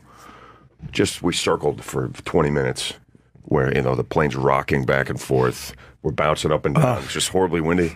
And I was like, wow, I've been flying a lot. That just didn't bother me at all. What do you do when you fly? You just sit there? I was reading. Yeah. You don't get just sick. ignore everything. It just didn't bother me, man. But if like months go by and I don't fly, then I get on a flight, I'll be nervous. Oh. I'll be like, dude, these things go down. Was it a big plane or a little plane? It was pretty big. Okay, that's not as bad. Big plane is much better, yeah. But that fucking circling, when you think you're coming in, and all of a sudden you're like, oh no, we're banking left and left. We're making an oval. Oh, cunt. We're going around again. Oh, no. Motherfucker. We suck. Oh, cunt. So today, that's what I always say. yeah, that's just my exclamation of choice. Sake. Gosh darn it all. Yeah, today's like the day that Donald Trump walks around and goes like, hey, do we still believe in global warming? Oh, it's pretty cold out, is it not? Yeah. It's his favorite joke. I'm sure he'll mention that, yeah. Of course he will. Of course he will. He's handling things well on Twitter, though. I think that's good for the president-elect to be tweeting about Hamilton. Jesus fucking Christ. Inaccurately tweeting about Hamilton, right? I was expecting... saying the cast yelled at Pence, but they berated him? No, they just spoke very kindly to him. I thought they were very respectful. I was expecting to hear him like really shit on. Yeah. And then I saw it, and they thanked him for coming, and they're basically expressing that they were nervous, and I didn't think they were nasty to him at all. They could have been much ruder. Oh, yeah, the cast wasn't at all. The crowd booed him. The crowd booed him. But what are you going to do? The cast told him don't boo. Yeah, and the cast even intervened, so... They said no booing here. This is Trump's tweeting like he doesn't know what the fuck happened. Yeah, I think he just heard that they said something, and he tends to be reactionary. But it's also, this is what he writes. He believes what you tell him. So, yeah. Our wonderful future vice president, wonderful. Mike Pence was harassed last night at the theater by the cast of Hamilton, cameras blazing. This should not happen. And then I also believe that he said, yes, this is my favorite, the theater must always be a safe and special place. The cast of Hamilton was very rude last night to a very good man, Mike Pence. Apologize. Which is just to read a tweet where the non-PC candidate, right? Like the only reason he's in office is because he's not PC. Yeah. Is talking about how the theater should be a safe space. Yeah, I don't believe that he ever once in his life felt that the theater was a safe and special. No, not at all. He never rolled over and just thought, "Oh, how I love theater." Right. I feel unsafe today. Quick, get me to a play. Yeah, to a play. I feel so naked and alone. The hallowed grounds of the Winter Garden. Yeah. So he's seen cats more times than anybody. Yeah, and it was inaccurate. And by the way, when you're the vice president and you're going somewhere day of. It's sold out for 2 years, and you need a bunch of tickets in the third row.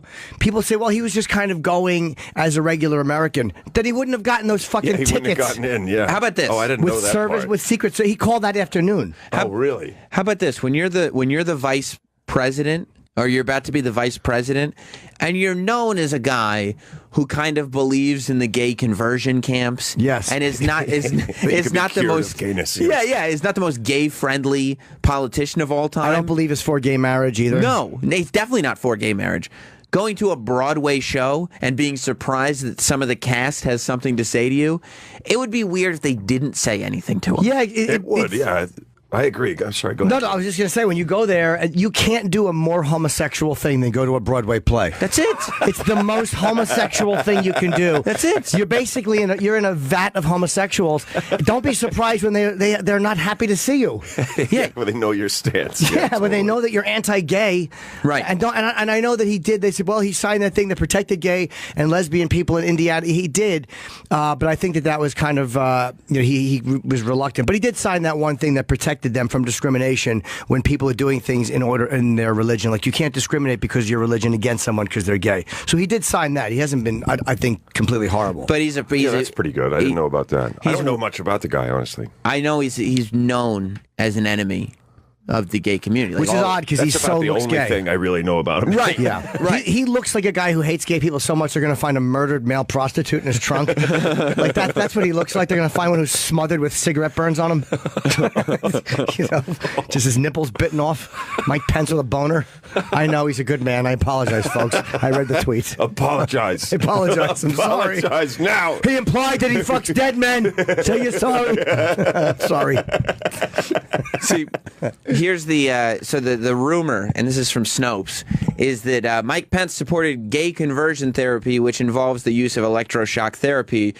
By the way, right, they zap you until you're not gay anymore. That comes until you say, "Okay, I'm not gay anymore." Fine, I'm not. Just get this fucking thing off my head. Yeah, just bring me a pussy. Fine. Yeah, but when you have that statement and it comes back, it's a mixture. It's not true, but it's not false. Mike Pence once supported the use of federal funding to treat people seeking to change their sexual behavior. Now, hold on. Was that only for being gay, or because that's actually a good thing? If he's doing it, no. If it's treating their sexual behavior, like say you're sexually compulsive, or you're cheating on your wife, or you're fucking different girls at work. Does he mean all of that stuff? He would. I'm sure it's religious based. Maybe. Seeking to change their sexual behavior. That's just people who want to get laid. Yeah, exactly. I'm not getting laid. I'm not getting laid. I'm just jerking off all the time. Yeah, my asshole's Can dry. I get a government grant to help me? I need to go to virgin conversion therapy. That's just. I mean, that's the thing. Anything that you read, you could spin it around into whatever you want. Anything at all. Yeah. Let's play what Pence votes for federal funding for people who need to get laid. But he never said it. But he never said he supported the use of electric shocks or gay conversion therapy. Okay, so there you go. It's false. Let's liar, Sam. No, it's not. Liar. He definitely did. Let's. No, he didn't. He said it's false. Let's hear what the cast said. I'm gonna watch the video. Yeah, I didn't think that was particularly hateful, and like when you're when you're Trump and you've said some inflammatory things, and that's part of your appeal. When something like this happens, the best response would have been, the play was amazing, and I intend to be a president and a vice president for all Americans. Like, do you not know how to put out a fucking fire? Right. Jesus Christ. Right. Yeah. You just go like, they're concerned. I get that they're concerned, and they will be satisfied, or they're going to be happy, or we are going to protect them. Or of course, we'll I hear protect you. We'll look after you. That's it. None of that. But I hate that guy's dialect, though.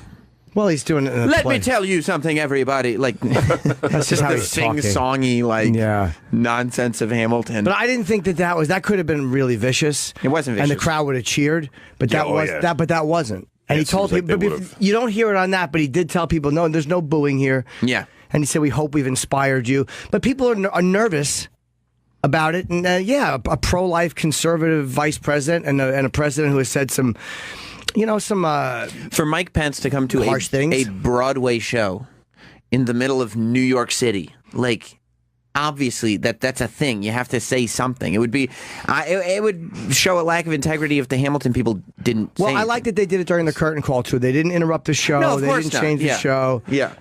Yeah, and they told the crowd to stop booing him. Right? Yeah, I disagree that was harsh. Yeah, I don't think it was harsh at all. Let's go to Mark. Mark. He got off easy. Yeah, I think we should try to get him back in there today. Yeah, and really let him. You go in there and watch Rent. Mark in South Carolina. Welcome to Jim Norton and Sam Roberts. Ben Bailey is here. Well, good morning, gentlemen. Hello. Little Jeannie, I just wanted to say I loved you on Nightcap. You were amazing. I haven't heard you talk enough about that. Thank you. I haven't seen it, so I haven't talked about it. Yeah, I did that. What's Nightcap? It's a show about a fictional talk show, about the booker of a fictional talk show, and I think, the first episode, and that was with Gwyneth Paltrow, and I guess it aired, but I haven't seen it. Awesome. Yeah, it was good. She was fun. Yeah, especially when Gwyneth offered to give you a hand job. That was... I almost busted her nut myself. Oh, yeah, she did. I get a lot of that. We did the script, and then there was a few lines that were off that they actually kept in. I saw like a little 1-minute teaser video and a couple of the improv lines they left in, but I haven't seen any of my stuff with her. She was actually just asking you to give you a hand job? And you forgot. Yeah, we didn't know the cameras were rolling. That's Gwyneth incredible. Paltrow offered to give you a hand job, and you forgot about it. I forgot. There was certain. I will never forget that. That might have been having in the script. just heard it now. But I saw a 1-minute teaser video that showed part of my stuff and part of everyone else's, but they didn't show any of my stuff with Gwyneth. Yeah, but it was really good. It was the second episode of the new season. Okay. It was very good. Anyway, going back to the original point that you guys were making, yeah, I agree with the way he said it was very polite and very nice. But I will agree with Stephen Van Zandt, Little Stevie from Bruce Springsteen's band, to where he said that was totally uncalled for, because when someone goes to a play, they expect to be entertained, not spoken to, singled out, or lectured. And you know what? There's a time and a place for everything. The theater is supposed to be a safe place where you can actually relax and get into the performance and enjoy. And they made the spotlight turn on the vice president. Hold on. How about this? That's not true. How about the guy doesn't get the ticket seat? Like, when you're a conservative VP and you've taken that stance, you can't expect to get fucking 12 tickets in the middle of the room. Plus, the crowd had already booed him. It's not like the cast decided to just call him out. And it was the end of the show. They were addressing the situation, I think, and I thought they handled it well. Well, they literally had to stop him. They literally had to stop him from leaving. Like, he was walking out because the show was over, and they were like, "Wait, before you go." And they said their thing. No, I'm just kidding. he was Wait, walking before you out. leave. That's the thing. Fuck you. When he's leaving, that's a security reason that he's leaving before everyone else. No, we understand. Yeah, that's fine that he was leaving before everybody else. Yeah. But the point is, he wasn't disturbed. They also changed some of the lyrics, poking at the administration. And that's the thing is, once it goes down, they were in. You know what? It wasn't Mike Pence that was going there. That, oh my God, I can't believe it was the vice president-elect. That's how he was able to get the tickets. Now, Mike Pence, the person, you know what? If you want to go outside and debate him or talk to him, that's fine. But don't single him out. And the thing is, what happened when the cast came out there and gave their speech, that was the, I'm holier than thou, please listen, I have the forum, I'm going to put the spotlight on you and tell you exactly how you should be thinking. You know what? Fuck Mike Pence. You're just convincing me that they did the right thing. Like, I know what you're saying, dude. And if they were really rude to if they were really rude to that guy, if they said to him, "Your administration is garbage," I would be 100% with you. But after they said that, the bottom line is he's going to make decisions. This is not a guy who just said something politically incorrect. He's a man with power to make decisions over your life. It's a little different when you're a politician and you have the ability to affect people's lives by decisions you make and ways you vote and things you do. I have no problem with it after seeing it. And as far as enjoying it, privately, like, he volunteered for the position to be the second biggest public figure in America, if not arguably one of the biggest public figures in the world. So you can't just sit there. You volunteered to take the morning show from Opie? Really? No. Yes, we did volunteer to do this. Yes, sir. We're not victims. Yes. If I was out and somebody was like, "Oh, you're Sam, you have a morning show. I know who you are. You don't know who I am, but I have an opinion about you." I wouldn't sit there and be like, "You don't have a right to have an opinion about me." I'd say, "Yeah, I've volunteered to put myself out there." Yeah, we volunteered for this, sir. Exactly. You just made our point. Okay, so you never, when someone has a critical opinion of you or you get pissed off, you hang up and say, "That's it. I've had enough." There's times where you'll do that, but there's a difference. The difference is this, dude. The difference is. Way to go. Here's the difference. I don't have the ability. Sam doesn't have the ability, Ben, to make decisions on your life. I haven't been passing legislation or fighting for legislation that's going to change Mark's life. There's a huge difference. I'm sorry, Jimmy. Go ahead. There's a difference, dude. When you're the vice president of the United States, and there's also a different respect level that you should be spoken to. And I'm telling you, when I first clicked on that, I was expecting to be annoyed. Like, oh, great, these fucking liberal people just attacked the conservative. But then I saw the way they talked to him. And they were expressing concern, and will you be like they were basically saying for all of us, like, we're real here. They said they were honored to have him there. And after the stuff Trump has said, he has said some things that would cause concern if you're in one of those groups. Come on. Absolutely. And they feel vulnerable. And it's not hypocritical for Donald Trump to say, like, that should be a safe, sacred space. Come on, that shouldn't happen. It absolutely is, yeah. Well, you guys sound so text. You confused me.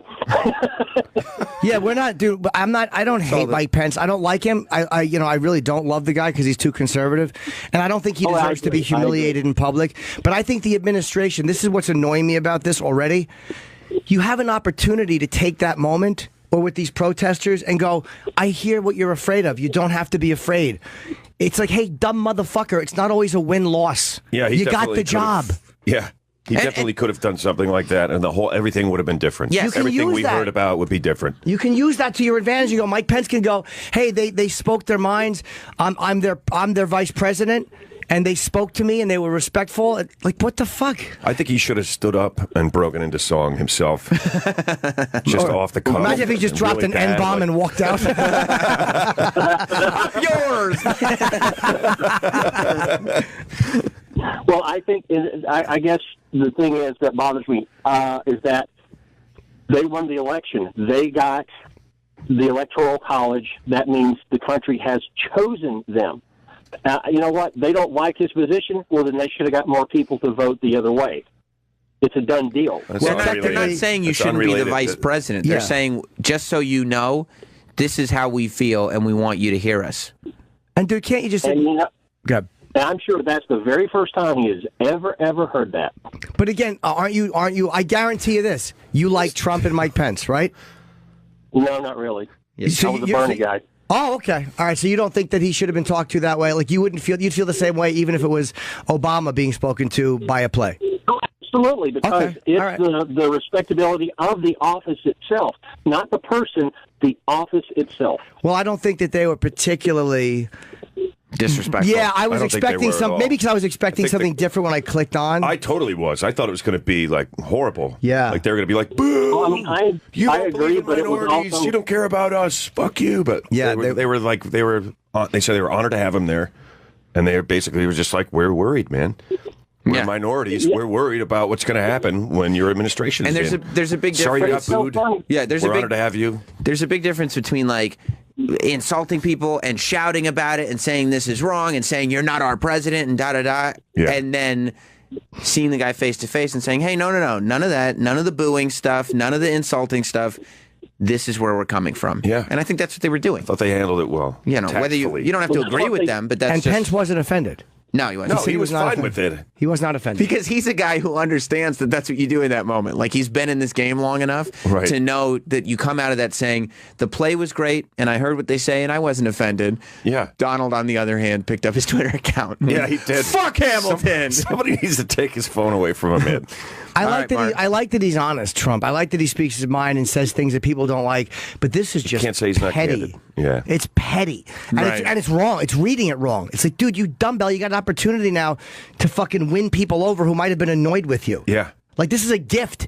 The fact that they're doing this is a fucking gift. If you're Trump and everyone's protesting you, right? And then the cast of the biggest play on the fucking planet comes out and says this, and you say you have nothing to be afraid of. We're going to be a great that would at least people would go like, oh, that's pretty reasonable. Bring everybody together, right? And instead, he reacted quickly without really seemingly knowing what happened, and seemingly pushed people further apart. And now the story is his tweet and not Mike Pence's response. Exactly. Can you hear Pence's response? Actually, I'm going to hear Mike's response. Mike, I know him. I wish there's something really funny queued up, like Big Bird. I want to hear I want to hear Mike's. What did Mike say when the play started talking to him? Don't interrupt me, cunt! I'm not disappointed. That was fantastic. What was Trav Dog going to say? You say that now the story is about his tweet, but do you think that he is doing this consciously to get the Trump University stuff out of the picture? Because nobody's talking about that now. There was a lot of people suggesting that it was all, a smokescreen. A ruse. For the 74 remaining lawsuits. Oh, there you go. Maybe, Travis. Might be. I love that. But enough of that. Let's get back to this Hamilton thing. Yeah, you might be right. There were definitely people suggesting that on social media a lot. That's right. I would love to know, like, where Trump lands on that scale of like probably about 260. And gaining, quickly gaining. I would love to know where he lands on that scale of nefarious versus impulsive. Like, is this just a guy who's impulsive, or is he a little more methodical than people give him credit for? Because that's the question, right? Like, it's a pretty impulsive, kind of angry and irrational thing to do, to just throw this tweet out and say, fuck you, I love Mike Pence. But it's pretty methodical and well thought out to be like, oh, this will be a good story to distract people. I honestly don't think that he's thinking about it that much. Right. I don't think he's worried about this stuff. I think he's just like... He's pretty sure he's going to win anyway. He's just like, he couldn't... His belief that he can do no wrong is like ironclad right now. Right. So he's just... I think he honestly just reacted. Yeah. Why would I What do you mean they booed Pence? Fuck them. I'm going to tweet about it right now. I think you're right. Several advisors like, no, Mr. Trump, wait, let's think about this. Oh, fuck off. Leave me alone. I really want Trump to be different than everyone. Like, you know what I mean? Like, I'm not anti-Trump at all. Like, I really want him to do well. Like, I want him to be like a surprise. Like, oh my God, we thought he was going to be terrible, and he's not. Like, you know, a lot of people. I do too. I totally agree with you, Jimmy. I just wish he would stop with the Twitter. That's all that's bothered me so far. Not his fucking choice. Just stop tweeting. Stop tweeting. Your Twitter stinks. Right. He stinks at Twitter. He needs social media help. You're the leader of the free world. Or at least say it differently. Not Melania and Mrs. O had a great time! Exclamation point. What the fuck you doing? Mrs. I'm a guy O. who's defended you for a year. And I'm saying stop. Stop tweeting. I Your had Twitter high hopes, stinks. too. I thought it was like maybe he'll get in and he'll really want to bring about all this change that he's talking about. Like, I'm that afraid people really want. Like, I feel like if Bernie had won the Democratic nomination, he might be a president right now. Very well. And if Joe Biden had run, I think he would definitely Biden would have won, but Bernie would. I don't think Bernie would have beaten Trump. No. I just feel like people wanted change so badly that's why. I don't know about Bernie because they were saying like burn baby. Okay, thanks. Feel the burn. They were saying statistically that like a lot of people who voted for Obama, there was a surprising number of them that ended up voting for Trump. And I think that does go to the change thing that people wanted. So who knows? Maybe all those people who voted for Obama would have voted for Bernie instead of Trump. Right. Right. And then all the Hillary people would have voted for Bernie. Is that what you think? Exactly. So then it would have been Bernie. Right. Yeah. Possibly. Travis is laughing at me. Why are you laughing, Travis? How confidently you push that iPad with no sound coming out. Not a lick, huh? Not a lick. Well, I guess they showed me. You're not so smart now, are you? Fuck me. What, did you give it a tap instead of a press or a push? Whatever I did, I've gotten more fucking response tapping my windows at home. Nothing happened. Do you want to... You got a whole bag of tricks over there, huh? I want to hear Mike's You want to hear response. Mike? Yes, Mike's response? I want to He's hear got a verbal response? Yeah, Oh, yeah, and I think that should be more the story. A minute left, and I got to ask you about the subject everybody is talking about today. You know what it is, and that is the fact that you went to see the Broadway musical Hamilton on Friday night, and afterwards the cast addressed you as you were walking out of the theater about their concerns as to whether Mr. Trump will protect diversity in our nation. Here he is. We truly hope that this show has inspired you to uphold our American values and to work on behalf of all of us. All of us. Now, Saturday morning, Mr. Trump tweeted this. The cast of Hamilton was very rude last night to a very good man, Mike Pence, apologized, and he tweeted about it again. None of that is true. At 6:23 this morning. Governor, what did you think of the cast comments, and did you consider it rude? Well, first off, my daughter and I and her cousins really enjoyed the show. Hamilton is just an incredible production and incredibly talented people, and it was a real joy to be there. And you know, when we arrived, we heard a few boos and we heard some cheers, and I nudged my kids and reminded them that's what freedom sounds like. And but at the end, I did hear what was said. Pause that for a second. Here's what happened. It was just boos. And then he sarcastically said, I guess that's what freedom sounds like. And he's shifting this to now there's cheers and boos. The cheers were coming from the cousins. But yeah, that's what freedom sounds like. Who wrote that? This is kind of the way you got to take that. You know, it's like, yes, of course. People are going to like you, they're going to hate you. Of course. Yeah, that's a good point.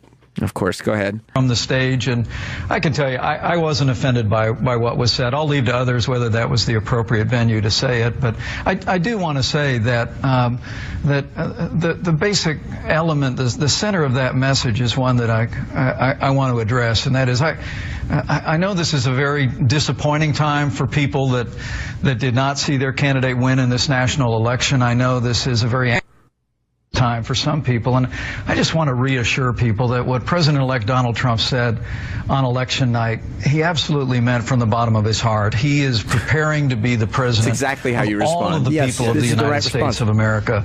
And to watch him bringing together people of diverse views, bringing together people that differed with him strongly, seeing him talk to leaders around the world. I just want to reassure every American that in the days ahead, I'm very confident that they're going to see President-elect Donald Trump be a president for all of the people, and we embrace that principle, and we're going to work hard to make that principle every day that we serve. That's a great response, and that should have been the story. That should have been the story that Trump tweeted instead of you know what I mean? I think the reaction is so stupid. Yeah, beginning, middle, and end of it right there. Yeah. Like that's it. Well handled. Whether it's bullshit Pence or not. just did what you were suggesting. Great job. Yeah, exactly I have not what seen he that should clip. have done. Yeah, he did it right. Here's an opportunity to reach out to these people and tell them they're going to. It's all right. And I guess that's where I guess that's where a seasoned politician does kind of work, or a guy knows, like, this is how you handle it, as opposed to. But it's not even like a seasoned politician. It's just like you have just watched politicians for the years that you've been alive, and you're aware enough to know that that would be how one responds And I'm a to that. seasoned man. You're a seasoned man. Yeah. Well, I don't know. Yeah. You smell what seasoned. Thank you. Yeah, what does that mean? Just I'm a man of seasons. Seasoned man. Yes. I just wish it was the winter of your life if you were a seasoned man. Wait, that would mean I'm going to die soon. That's right. Oh, okay. That's it. Understandable. That's right. It's an understandable feeling. I'm sure there's many that are the same. But how mad did that last call get? So did you guys plan when you took the morning show from over? Shut up. Was that your atomic bomb? Fucking idiot. Well, how do we respond to that? Oh, no. Hang up. Shut your face. Dump out. He just got mad. He did. He's just lashing out. He got upset. He really wanted us to agree with him. Yeah. Wasn't going to happen, more though. than we did. Yeah. Wasn't going to happen. Ben Bailey. What's up, You've got man? a new special. I do, yeah. That's available now on therealbenbailey.com or on iTunes. Yep, or Amazon, or, it's kind of all over the place. Yeah. Best Buy, all that stuff. You didn't go with a network at all? No, I didn't. I produced it myself. That's awesome. And thanks, man. And I wasn't totally sure what to do with it, and I'm not great at the selling part of anything. And then I was like, you know what? My website really needs to be overhauled, and everything's changed since I put it up years ago. And so I was like, you know what? I'm just going to put it up on my. So basically, it's on my site along with a whole bunch of other stuff, and that's pretty much it, man. So it's like a good reason to redesign your website. Let me put a special up there, and then I can get a nice website redesign. Yeah, well, I needed to redo it anyway, and it feels like now you can just create your own content and put it straight out. So yeah, that's what I'm doing. And you got two podcasts too, Tall But True with Colin as your first guest, and Speaking of Movies with Emma Gleason. All right, so you you haven't been like that social media active doing this stuff, and now you're just like, fuck it, I'm going to do it. Yeah, totally. I Cash Cab came and went for me, and what years was that? That was 05 to 12. That was 7 years. No, we did it for 8 years. So from 2004 to 2012. Real nice run. Oh, thanks. Yeah, it was great. But everything changed. Like before Cash Cab, there was no Twitter. That's right. There was no, people were not big into social media. Right. And then it ended, and I was like, oh my God, everything's changed. Yeah. Everybody has a show. Yeah. Their own show. And I was reluctant. I was like, I don't know what to do. And then, I don't know, after a few years of trying to pitch things, trying to land something, I was like, why am I still trying to sell my stuff? Right. Why don't I just go ahead and make it and create it and see what comes from that? Right. And now I can get it right out to the people who actually want to see it. And so that's what I've done. The last few years, I've been working hard on getting the podcast ideas straightened out. I didn't want to just do something just to do something. I wanted to wait till I was inspired. Right. Jimmy, maybe you remember DC. Benny and I used to do that show, Urban Myth. It was like a storytelling show. Yeah, Tuesday yes. nights. I do remember that. Years ago. Yes. It was like, we did it every Tuesday for like 5 years, and everybody came through. It was great. So that's basically what Tall But True is. It's just a storytelling show. Oh, okay. It's like the two of us co-host, and then we have a guest come in and tell us. Are you still in the Sabbath cover band? Yes, I am. Yeah, we haven't played it in a while because I've been so busy with this other stuff. But yeah, definitely. I love that Ben, who asked me about Sabbath. How many years ago was that? I started bringing you Sabbath CDs. Like it's got to be 6-7 years ago. That's one of my greatest accomplishments as a man. is that I got Ben Bailey in the Black Sabbath. Dude, I went to a bachelor party down in Atlantic City, and the only guy that brought music brought all Sabbath. And for the first couple hours, I was like, all right, enough of this fucking Sabbath, man. We get it. You like Sabbath. And like 2 hours later, I was like, these guys are fucking amazing. Holy shit. Just totally turned. And then I literally didn't listen to anything but Sabbath for like 3 straight years. Yeah. Nothing but. And that's when I was all over you, because I knew you were a huge fan. Yeah, what do you recommend as a CD? And I'm like, all right. I just started handing over CDs and giving them away. Jimmy just bought them to me. Oh, yeah, I did. At the cellar. He brought me a whole stack of them. He's like, here's what you should start with. Can you imagine amazing. having a band like that still picks up new fans? You know what I mean? That somebody can still discover a Black Sabbath and become obsessed with them for 3 years. I'm just happy to be on a radio show that picks up new fans. Imagine that, man. Those guys, unbelievable enough. Those guys are in their 70s, right? And they're Plus, they had 13 was like that was their biggest album ever in the U.S. Yeah, I loved it. Yeah, it's so good. I'm really just getting into it now. Like I didn't want to listen to it that much. Yeah, I was like, I want to stay with the old stuff. I can't do it, but.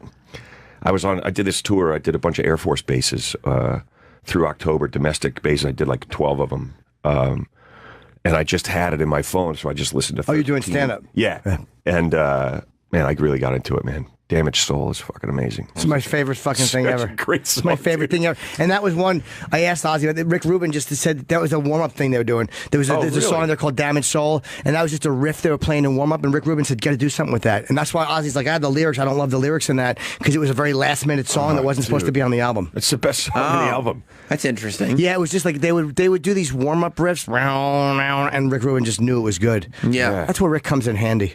He does. So good. He's pretty good, yeah. He's got a good ear.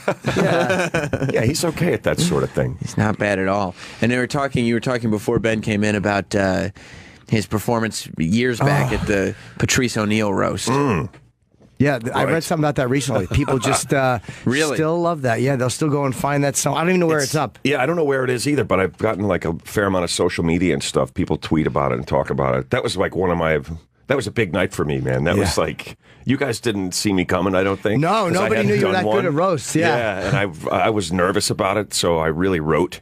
Like, I think if you're going to do a roast, you really have to write about it. You can't just go in and, you can make it look off the cuff maybe, but. You can't just wing it. You can't actually just have to wing it. research No way. and write a bunch of jokes and Yeah, not with this group. The guys that were on that one. And you murdered everyone. You murdered everyone. That was really funny. I listened to it. I listened to a little bit of it. I was like, holy shit, did I fucking say that? Like, I can't believe I said that. It's so mean. I never, I think Musavia had that audio or whatever. Where was that from? He had the Jim Norton roast. I don't know who had that one. That was a great roast, too. At Caroline's, that was awesome. Yeah. That was harsh, man. Some things were harsh on that one. Who was on that? You, Colin, Geraldo, Bob Levy. Who else was on that? Bob Levy. Nick was on it. Oh, Patrice was on it. Patrice, Florentine. Yeah, that was a great night, man. Masavia recorded that with he had like a 4-camera shoot going. Patrice's, that is. There's a video? Roast, yeah. Oh. But that's never been out. Just the audio has been released. That's weird. Yeah. They would go to the trouble of shooting it like that and then just not doing anything. I didn't remember there was 4 cameras. Yeah. They showed it at the Stand one night. Did people like it? Yeah, I guess, but nobody knew about it. I didn't know about it. It's one of those lost tapes. Well, it's not lost if he has it. I mean, I got back to the audience. Found. Yes, yeah. Found it's tape. Lost and found. Yeah, we did it all. Lost and found. We did it all right here. That clip looks like it's from your roast, Jimmy. Bill? It says Bill Burr at Patrice O'Neill, but that's at Caroline's. Bill was on that one? Yeah, fuck, man. Was Bill on it? He was on the other one. He was on Patrice's, I know. I think he was probably on both. It's amazing, what's happened with everybody since then. Yeah, I remember just looking at the dais and being like, wow. In 2000, we did the Barry Katz roast. Yeah. And I remember Louis, I think Jeff Ross hosted it. I remember Louis coming on just being so fucking mean. Oh, my God. He just hammered mean. Ross. He goes, how are you successful? With those poems? What the fuck? He was just mean. He and he wasn't even kidding. He just pounded Ross. Yeah, he was just saying things that were mean. Yeah. I think he was mean to Barry. I forgot about that. And you suck as a manager. I forget what he said. It's been 15 years, but he just decided to be mean that It was day. very unpleasant. That's great. That's great. Oh, there, look at this. They're all up there. Yeah, I think you can find video of that if you Google Patrice, is that? Oh, my God. Patrice on the Barry. Oh, my God, there is video of this. Oh, yeah, Maya, she shot this. Look at dumb Maya Voss. filmed it? Voss. Oh, that's amazing. This is the old Boston Comedy Club. I just saw Voss yesterday. He's wearing that same suit. Wow. It's like weird. 14 years ago. Oh my God, I've never seen this. No, I haven't either. Jeez, that's crazy, man. Do you want to listen to it? No, I didn't really either. I can't watch that. Man, that's rough. Crazy. It's rough, man. I still feel like some of the, just like all of a sudden, people we knew just started fucking. You get old, they drop dead, dying. It's like, fucking what awful. the fuck is going on? Yeah. Awful. Well, you don't think about it, and it sort of feels like there's maybe still they're just out on the road or something. Yeah, then you're Right. like, You don't see everybody else anymore as much. You're It's used to easy not just seeing pretend people. that. Yeah. You're like, oh yeah, I haven't seen so and so in 5 months. Then you're like, oh yeah, he's dead. That's why. That's fucked. That's You know, fucked. people are rooting for me to see him soon. And I talk about Patrice a lot on stage. There's an incident that he and I had. It was a fun moment in Brazil that I mentioned on stage. So it's not like he's been out of my mind. Right. But then you see something that you haven't seen in years. You're like, ugh. You say that with such cheer. It sounds like it might not involve young hookers. Oh no, it did. A special moment in Brazil. That Yeah, we it was had. a very like fun a moment. family Christmas. The Yeah, way you said it. Oh, I was wearing my Charles Haley jersey in this one. Looks so cool. One thing about you, like jerseys always agree with you because you have such a natural athletic build. It's funny you say that. A lot of people don't think that. You know what they, well, just because you're not wearing shoulder pads, but other than that, it looks like Jimmy's in good shape these days. Though, these days, not those days. Back then, Yeah, I had more things were hair back then, different. darker hair. Yeah, more chins. Yeah, I was a fatter You had boy. one extra Juicy lower layer. lip. Jesus Christ, no wonder Cox loved me. Look at that juicy lower lip. Look at the way though, like you have that chin there, but look at the way your cheeks just blend to your neck. Yeah, they do. I've never seen anything They like just that roll before. right in there. No, Yeah, I you used to just say go I was Just right in the down. middle on the sides, not Right. up by the ears. There you can see Yeah, there's. I've like, commented on that a jawline. lot. Yeah, Have you? I look like a fleshy celery stalk. Yeah, that was awful. It's like somebody just took the Photoshop blur tool and put it on the sides of your mouth right Very there. hurtful. Well, I'm tearing. I got 528 views on that puppy. Whoa! Like Well, up. and Jim, Right. it's only been up Lions for making money, man. it's only been up for 2 years, so this is only the beginning. There you go. This is- Had a boy. 2 thumbs up. Had a boy, Jimbo. 2 thumbs up for Jimbo. Yeah, 2-0 right now as far as reviewers go. Oh boy. Well, boy. Oh boy, tearing that shit up. I haven't seen that in so long. I mean, I'm almost embarrassed to see what's on. I haven't watched it in years. Oh man, I'm afraid to like look Or at her- old stand up. I don't think I've heard that since it's been out. Maybe I've heard it in the years since, but I don't remember. yeah. I don't want can't to. remember it. I We can't should remember it. we should take a break. Oh. We have Gary Busey coming in here. No way. Okay, Gary But- Busey's coming in. That's right. But Ben Bailey, we can get your special at therealbenbailey.com. We can follow you at Real Ben Bailey. You can also get the special on iTunes and Amazon. It's called Ben Bailey Live and Uncensored. And if you wanna sample it, right?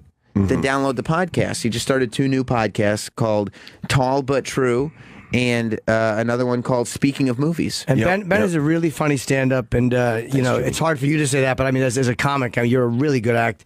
And if you want to check out Ben's special and then check out live dates, he's got dates in Peoria, Illinois, which is Richard Pryor's hometown, The Connection in Rhode Island, and he's got a couple of different places in Michigan. So go to therealbenbailey.com to get his dates. Ben's a really funny act. Yes. Thanks, And Jim. I'm happy to see you, buddy. Thanks, for having man. me, guys. Yeah, good to So see we'll you. see you for again sure. soon, okay? All right, absolutely. And we'll be back with Gary Busey right after this. Oh, Alabama Shakes, huh?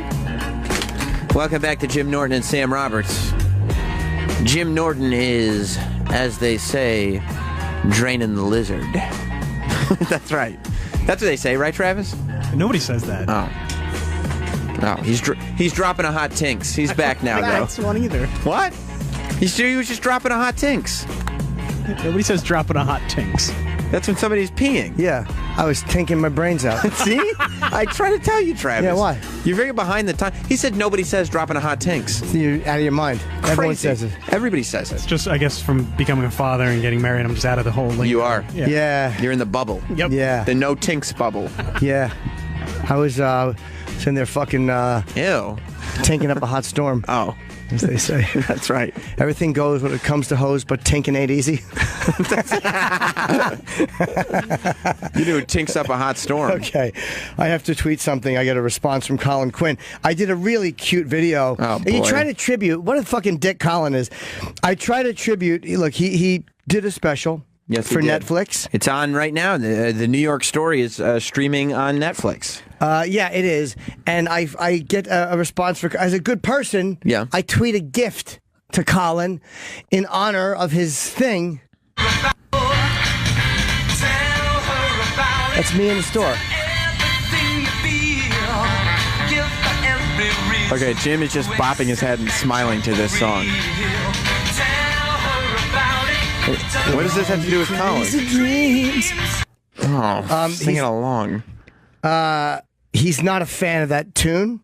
Oh, you wrote on the Twitter, a gift for a Colin Quinn in honor of his successful Netflix special. Yeah. What a terrible gift.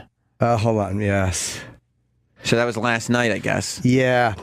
And you decided, and he responded to that? He did. What did he write? Let me, hold on. Let's see, we might be able to get it here. It was not as positive as I had hoped. He writes, good choice for song, asshole. Tell her about it. Is stuck in my head all morning on my radio tour. It's making me sick.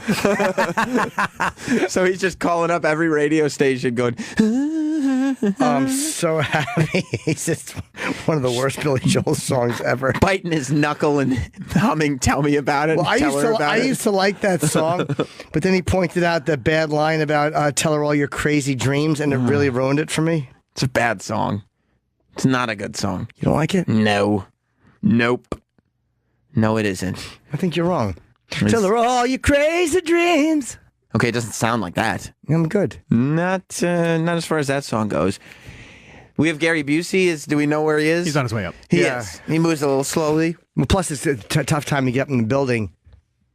Yeah. Yep. Yeah.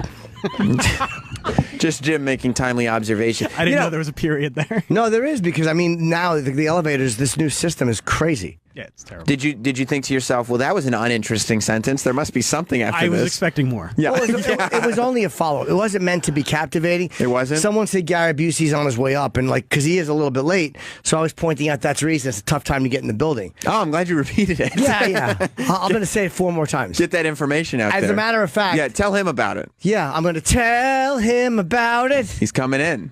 Cool. Yeah. Hey, Gary. That's not Gary. No, that's Spencer. Tough time to get in the building. Yeah, that's right. Okay. That was number 3, right?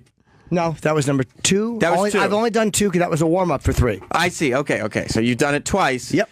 And third time coming. We have let our talent booker Spencer know that we're ready for Gary Busey. Yeah, tell him Gary Busey. You say his name. Gory. Hi, Gory. Gory Busey. He's coming in. He's got a play here in New York called Perfect Crime, allegedly, which is now through December 4th at Times Square's Theater Center. It's the theater in Times Square. I think it's right under the Snapple sign. Right. Let's see. There he is. Yeah, right here, sir. Jim? Hello. Hey, good to see you, guys. Have you got your shirt? Gary. What's that? Last time I saw you, I said you got to get a shirt that says Sperm Farmer on it. Oh, my God, yes. He did tell me last time to get a shirt that says Sperm Farmer. No, I haven't, but I've used my mouth as one. Your mouth doesn't count because the only thing that comes out of that is bad spit. You're absolutely correct. That's right. I'm glad you else. made it in. It's a tough time to get in the building because the elevator system is messed up. Come on, Adrian. I'm sorry. You're knocking Gary over. Would you help him out Jesus a little Christ. bit? Jesus, Adrian. No, he's not. He's terrible at his job. No, he hasn't. Adrian. Jesus Christ, Adrian. Let him get seated first. Sorry. He's not. He doesn't know what to do. You about the family in Arkansas? Adrian, now put the mic by his mouth so we can hear. Tell me. Couldn't meet the poverty level. Yeah. In order to make ends meet, they had to jack the dog off into a bag to feed the cat. No, I didn't hear that. I've not heard that. No. You're in the family, buddy. I should be. I pretended I was the cat. No, you're the #1 dog jacker in Arkansas. Fair enough. Had it not been for radio, Jim. Oh, you guys are in here. Had it not been, yeah. Okay. I just saw my wife's eyes. Stephanie, look at me, and that's a joke I should never have told. So we'll dismiss that. Right. Edit it. Right. Well, it was stricken from the record. That will never happen again. You don't have to worry about that. Well, welcome, Gary Busey, to Jim Norton and Sam Roberts. It's been a while. Yeah. Last time you were up here, you were talking to us all about the, what are the words that have initials for things? Like fart was They're like... called Buseyisms. Buseyisms. Yeah, you were telling us all about the Buseyisms last time you were here. Yeah, and I don't do it with proper names, but I did one with Trump when I was doing Celebrity Apprentice. Mm-hmm. And TRUMP stands for Taking, Redirection, Understanding, Massive Power. That's right. And it's accurate, too. Yeah, that does. It works for now, too. Tell him sober. Sober's a good word. That's Sober. what we all need to know. SOBER stands for son of a bitch, everything's real. Hey, Jim, you're a sober guy, is that right? Travis in there always said sober means slow on booze, enjoy the road. But I was like, that Never said that stinks, before. Travis. That sucks. That's not Travis, we're going to get you to see Dr. Phil quick. Yeah. Yeah. Have you seen, do you know, have you done Dr. Phil's show before? No. You wouldn't do it, right? Oh, yeah. You would? Of course you would. I've got lots of things wrong with me, but they're all good. They're all good. I'm a good guy. What's wrong with you that's good? What's something that you think is wrong with you but works in your favor? Right. Just breathing. Breathing? Okay, breathing is actually right, though. No, breathing is right. Yeah. It's never wrong. Ask me that question again. What do you said there's a lot wrong with you that works, but what do you think is something that's wrong with you that actually is good? Everything. Everything I do wrong, I'm able to give it a good silver lining and create a positive influence in it, and the wrongness becomes a goodness because the goodness is better than the wrongness, but it's the wrongness that promotes, inspires, and motivates the goodness. So wrongness and goodness are the same thing, they're just different colors. Do you get that? No, but I think he's very hard to argue with. Yeah. It's very well thought out. All right, you win. I can argue with him. You can argue with him? You understand that? Okay. So wrongness, and as long as it's... Do you usually talk like that? So. Well, I'm trying to gather what you're saying. I'm trying to gather. I love this echo words. stuff. We're in an echo. Oh, whoa. Yeah, please. I'm tired of the same shit. Hey. He does that. He just makes these little womanly noises. I don't like it either. You guys still living together? No, we separated. We were seeing other people. What happened? Yeah. He was having trouble maintaining an erection. For Jim. Which I'm sure you can understand. You don't understand. need a big one with this dude. No, you don't. Just little, what do you call them? Wiener sausages or what? That's a cocktail little hot dog, Frank. Yeah. Let's get off that. We Yeah, don't want please. to talk about wieners. No, that's ridiculous. Not at all. That's ridiculous. His family's back there. Just going like, what's going on? Are you guys having fun with this show? Because you're so good at it. We love it. I mean, I'm so proud and happy and honored to be here with you two clowns. Well, thank By the you. way, I want to take the words that spell clown and give you a Buseyism. Please. CLOWN. Yeah. It stands for creates laughter on Wednesday nights. We aren't on at night, but the replay is. That is something. Yeah, our replay comes on. Clown. On Wednesday nights, so we are a couple clowns. Does your family like the Buseyisms? It seems like, it's fun for us because we see every couple years maybe, but it could get old very, very quickly. Yeah, do they No, it drive them crazy? doesn't get old. It doesn't get old. I would gather it might. Or do you change them? Well, that's your limited way of thinking now. Right. But you get the Buseyism book and you read it, open it to any page you want to, and you'll see a word like simple. Right. Simple. What does that mean? Well, I know what that means. It's easy, right? What? Simple? It means like easy. No. Oh. That's one way to define it, That's a simple way of looking at it. That's a simple way of looking at it. What's simple mean? SIMPLE stands for see it manifesting precious loving energy. That's what simple means, to manifest energy? If you learn that with your significant other, now that it's not this dude. Right, unfortunately. You'll get to third base quick. You think that's all it takes? No, I don't know. No, that's not all it takes. It's how you talk, make a woman laugh. You look at her like you're her number one servant. You're her number one fan. You love her like the angels love the church, and everything will go right with you. And the best way to make it right with a woman, no matter what it is, just agree with her. Yeah. Now, that's got to be tough for you, though, right? Because, no. So you're not an arguer, you'll agree. No. You're adored everywhere you go. So how can you look at a woman as if I'm your number one fan, where everywhere you're going, they're a Gary Busey fans? I'm talking about my soulmate for 32 lifetimes, Stephanie Irene Sampson Busey. Right. And she is what I call my angel with a whip. With a whip? Yeah. That's exciting. You don't see that thing coming. It'll pop your ear off in a second. Yeah? So you'll lose arguments at home? I don't lose them. I just change them to make sure I can win in the end. How's that? It's easy. Yeah? Just use your eyes and use your smile and use the warmth of your skin to make sure your palms aren't sweaty. Right. So it's just about being charming, right? Yeah. Yeah, that makes sense to me. Yeah, that makes sense to me too. Are you mocking my voice? Yes, he is. No. Gary had to go to the bathroom. My name is Schmeck, and I'm a little guy, but I have an education. Oh, I see. Where did you get your education? Everywhere I go. Oh, so you're more like a street-educated little person. Yeah. I see. Yeah. How old Hey, are you? Smack, get out here. Oh. Okay, I gotta go. Okay, Smack's leaving. Oh. Sorry about that, guys. That's all right. I get it. I understand. Chip's here. Fucking Smack. How much fun do you guys have doing the show? We are having a lot of fun. It's great. We're having a lot of Well, fun. you got to make fun happen when it ain't happening, right? That's it. Okay, that's the key element to success. Right. Making fun happen when it's not happening. Is that a euphemism? Is that a Garyism or Abuseism Yeah. for the word fun, F-U-N, is finally understanding nothing. Right. Right. Now, do you make fun though when other people think like, "Hey, man, this isn't a time to have fun"? Will you wind up trying to make something fun and other people get annoyed at you for Like that? inappropriate No, I'm not going to annoy anybody because I'm laughing with hystericality inside.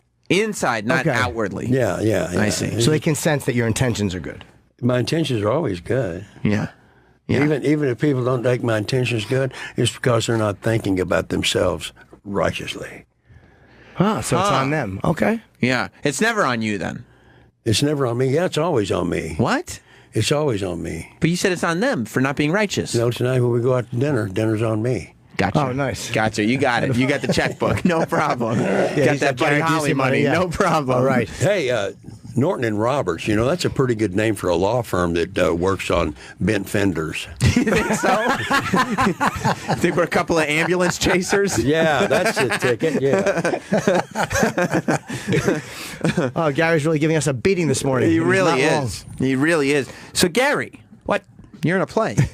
I'm in what? Your play, it starts tonight, right? I'm not on a plane. I'm sitting in a radio station. No, I didn't say plane. No, I said play. Oh!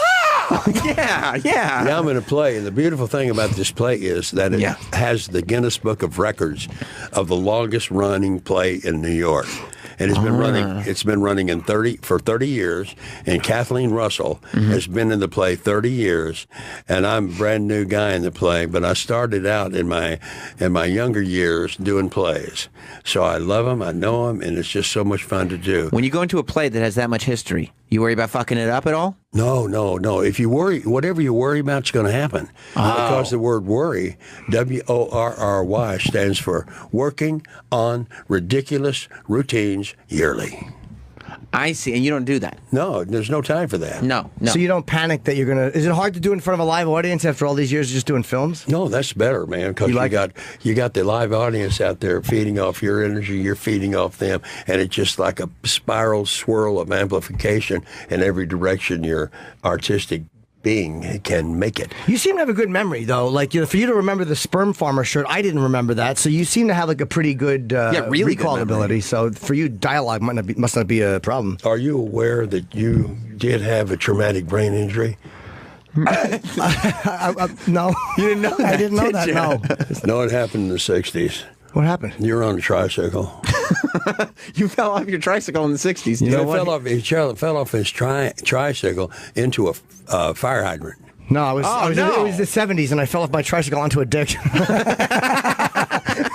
That got a little blue, didn't it? You know what's funny about you guys? Right. Nobody hears the punchline of your joke, but you guys are laughing like farm animals. We're having a good time. Yeah, there you go. Yeah, that's the point. Well, As long you as can't have a good time, get out. We're having fun. Right. As long as we're finally understanding nothing, we're good. That's all that matters. You know what that is? Yeah, fun. no, it's fun. That's it. It's beautiful to be alive. It's beautiful to be breathing. It's beautiful to be loving. It's beautiful to have things to do to motivate and inspire others. It's beautiful to have life. It's beautiful to have love. It's beautiful to be you, because you are the best friend you're going to have. And that's why we're here. We're here to learn the truth of ourselves. Right. Accept it. Right. Love it. And when you know the truth of yourself, you can simply relax and know everything coming to you is their truth, and it's not to be judged or hampered or hit with a bat. Now, have you always been your own best friend, or there's times like I tend to be my worst enemy sometimes too? So were you at one point like, hey, I'm my worst enemy, Right. and now that you're doing better, it's like now I'm my best friend? Well, what happens when you've had a traumatic brain injury like you and me? The tricycle accident. No, I got hit with a baseball. He might be right. No, that's what I am in the play. What? I'm a baseball bat killer. What do you mean? I'm an insane genius. Oh, you kill people with a baseball bat? No, that means I'm not acting. Everything's natural. Oh, boy. I'm an insane genius. And no, I don't use a baseball bat. I make mine look like accidents. Oh. So when you had your brain injury, how long did it take you to kind of use? I saw a documentary on that where guys, like some guys never get better. Yeah. And how, like what happened when you started getting better? What was it that first started to come back for you? Like when you started, your brain started to heal? Well, I had to spend 2.5 months in Daniel Freeman Hospital, and I had to learn how to walk and talk and eat and dress myself. And the doctor said, Gary, tell us when you're ready to go home. And I said one time, I'm ready to go home. And they said, why? When I put my shoes under the bed, I can smell them. I said, great, Gary, keep working on it. I know I'm ready to go home now. Why is that? Well, because the hospital is at the end of the runways, and the jets won't land because they'll kill us. That's why all you hear is jets. Well, from 5 p.m. to 11 p.m., Daniel Freeman's right under the flight path of LAX, and that's all you heard were jets. And they said, Gary, keep working on it. But I got out 2.5 months early. I got out after 2.5 months. And I went home and started over again. Short-term memory I had to fight with. But all you people out there that are doing something that's concerning your computer, which sits on top of your neck, you must wear a helmet. You must wear a helmet when you're snow skiing, snowboarding, bicycling, rollerblading, skateboarding, motorcycles, and I even wear a helmet in the shower. You just in case. Just in case. You never know when you might slip on the soap. And I get what you're saying about computer on your neck. You know what he's talking about, Jim? No, I don't have a computer on my neck. It's your brain. Oh. How do you like that? I like it. It's your brain. It's not only your brain, but it's your 5 senses in your mind. Did you lose any of your senses, or did any of them change? No, they got more keen, more delicate. Really? More sensitive. Yeah, it's like, whoa. You go to the other side and come back, you know that there's so much strong life around you spiritually.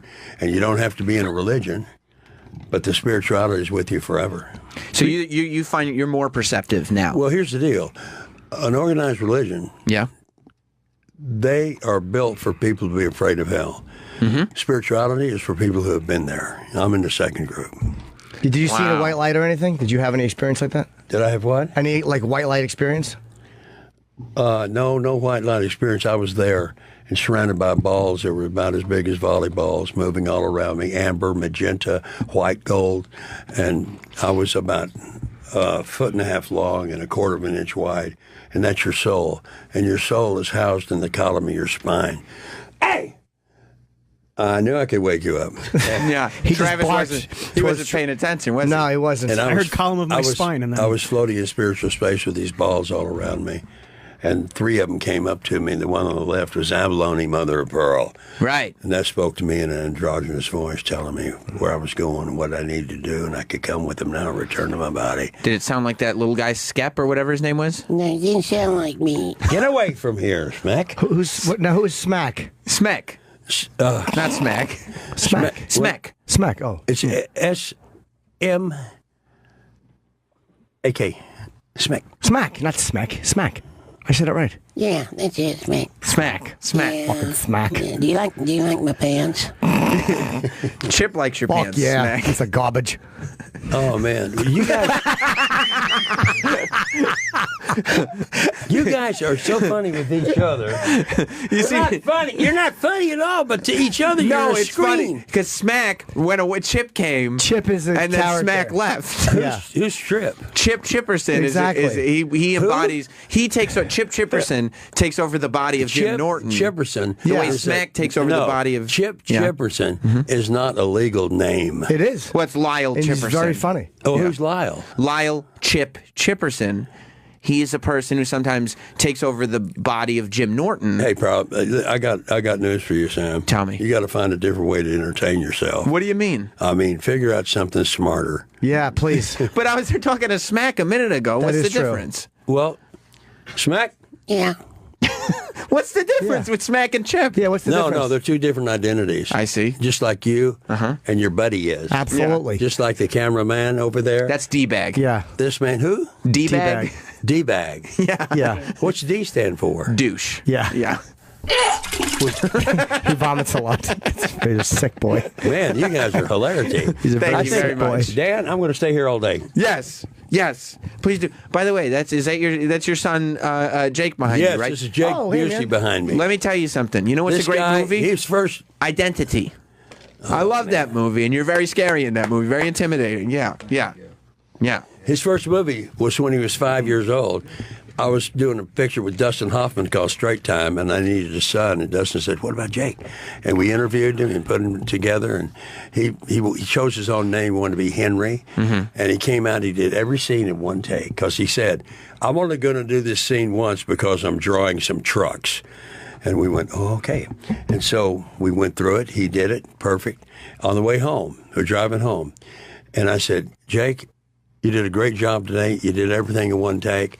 You chose your own name. What do you think about acting now?" Mm-hmm. And he said, "I think it's the dumbest thing I've ever done." He didn't like it. I said, "Well, why did you think it's dumb? Everything was perfect on there. Why do you think it's dumb?" "Because all you do is pretend, except you play like you're not pretending. And I'd rather be drawing a truck." Yeah, well, I get that. When you're 5, I can understand acting not being appealing. I'm not sure that I sounded like that, though. Yeah, it kind of sounded like Smack. Yeah, it sounded a little like Smack. Yeah, he didn't sound like him. I don't know if it's a genetic thing or not, or what, but no, I did think acting was kind of a silly endeavor at the time, and I do like the fact that he's coined that phrase, and it actually is one of those things that it makes me think, because after 25 years of doing this myself, it's like, yeah, the reality of it is, yeah, you do pretend and you play like you're not pretending. And so to a kid, it's like, brilliant. no, if we're, That's brilliant. We're playing cowboys and Indians, we're doing cowboys and Indians. Of course, I guess that's so politically incorrect, I'm probably going to don't tweet me, please. Well, what did you want to do when you were 5? What did you want to do? He wanted to draw trucks. Weird. When I was busy drawing trucks. Yeah.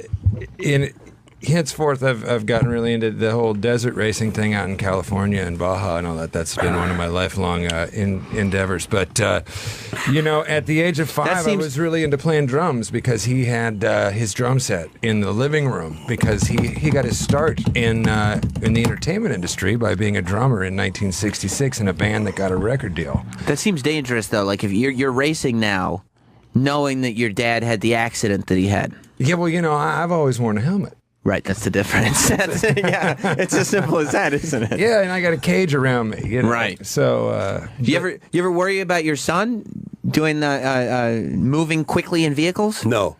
This kid is great. Yeah? I helped him put an engine into a pickup truck, and he builds things. I witnessed him building a truck when we lived in Malibu West. He did it all from scratch. And there's this kid is doing this and making a train track out of an N train, which is very small, and building a bridge out of matchsticks. Just detail. I just walk by and go, "Hey, that's good." I wasn't with my son as I should have been in my heart.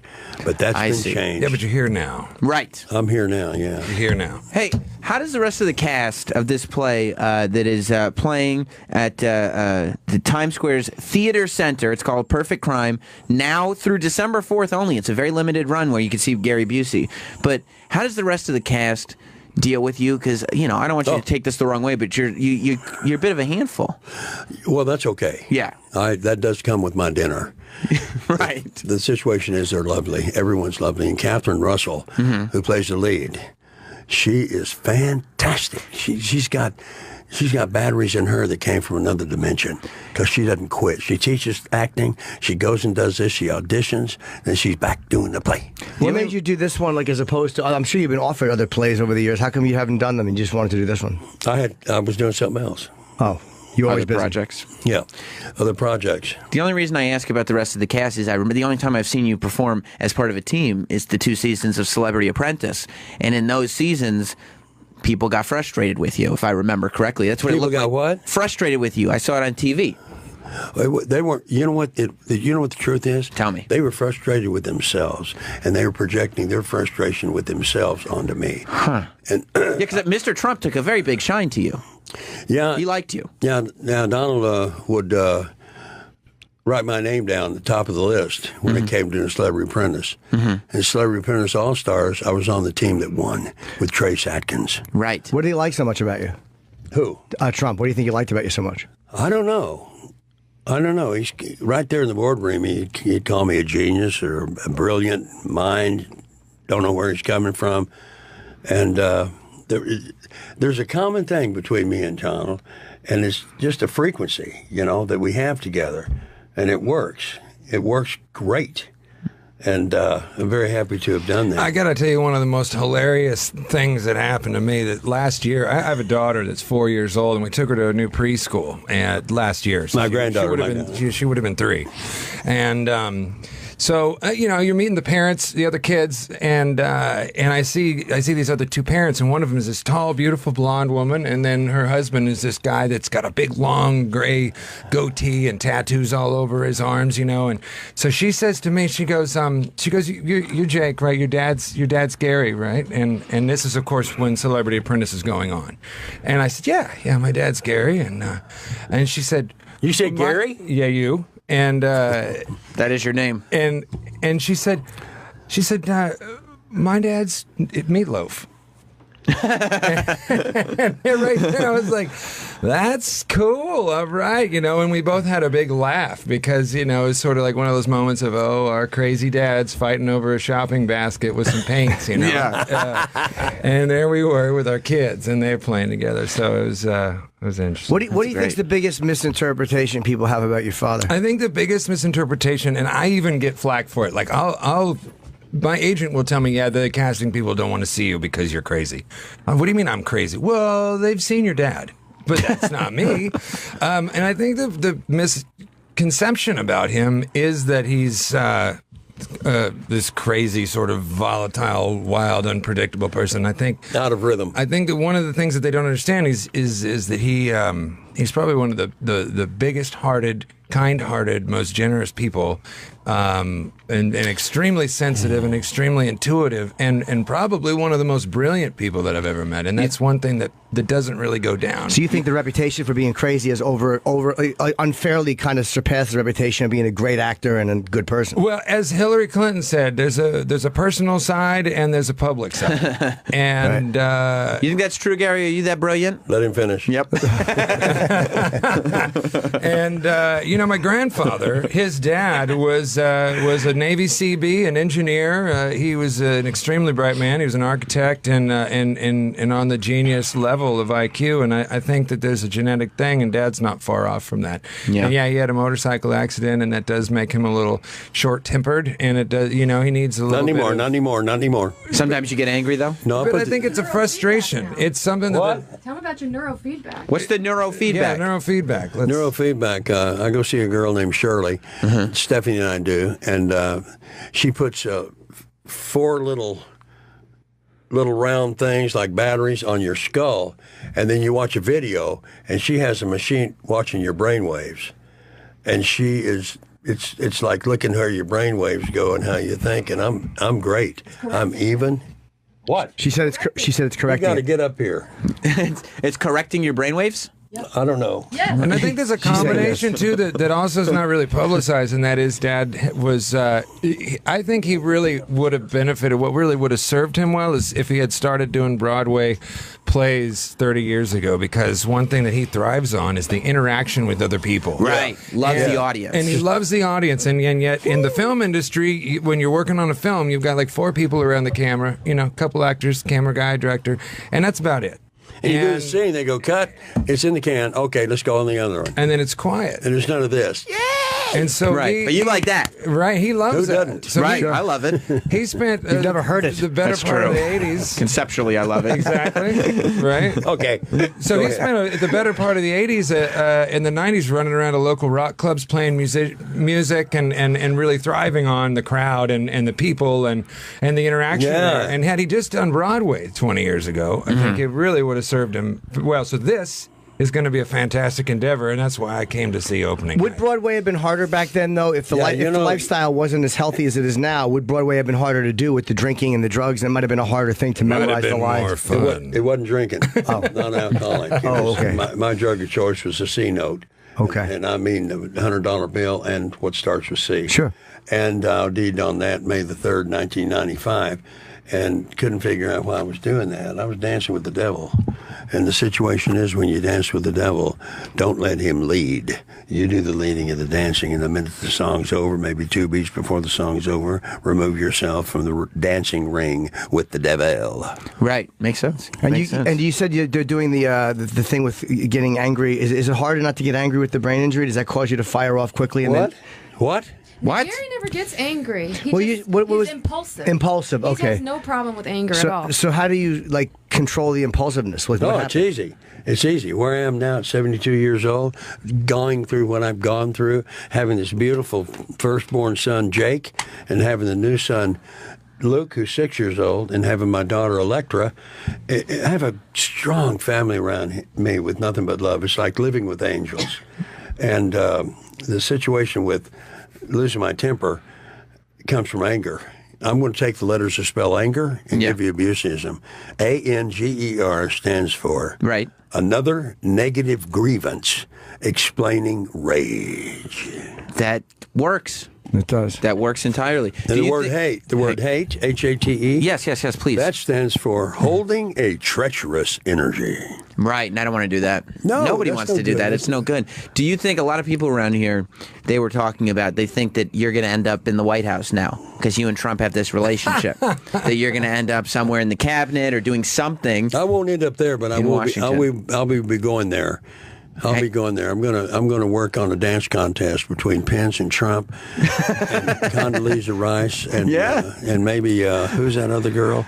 No, she's not there anymore. So we won't mention that. I'm not going to do a dance contest. I'm just going to say hello to a good friend of mine. I'm so proud of him for doing what he did. Yeah. Were you surprised he won or no? Wait a minute. I'm so proud of him for doing what he is. Were you surprised he won, or because you know him, you weren't surprised? I knew he was going to win in the beginning. You did. And we're watching, Stephanie and I were watching the elections that night on TV. Yeah. But went to sleep, turned it off, and I got up in the morning about 5 a.m. And she said, Hello? Mm-hmm.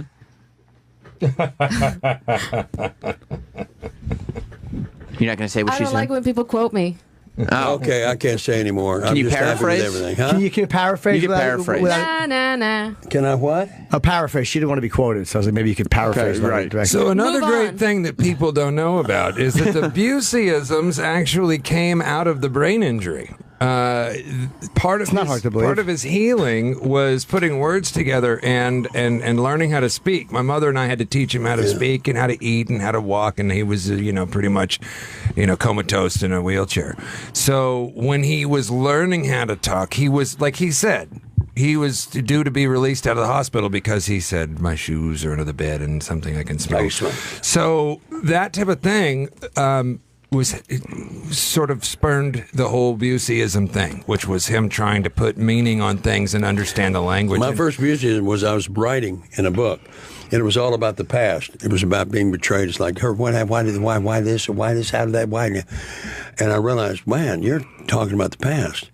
Where are you? I'm in the now. Now, okay? And now it came to me. Now stands for no other way. Boom. Because you got no choice. When you're in the now, you see, the past is history, the future is a mystery, and being in the now is the present because they call it the present. We have to wrap you up and let you go to your next interview. No, I'm not done. I'm not done. Yeah, we're not trying to. They're telling us. And by the way, You I stay did, as long as you want. I did like witnessing what we saw a moment ago, which was what he said at the beginning of the interview, agreeing with the wife. Yes, I noticed.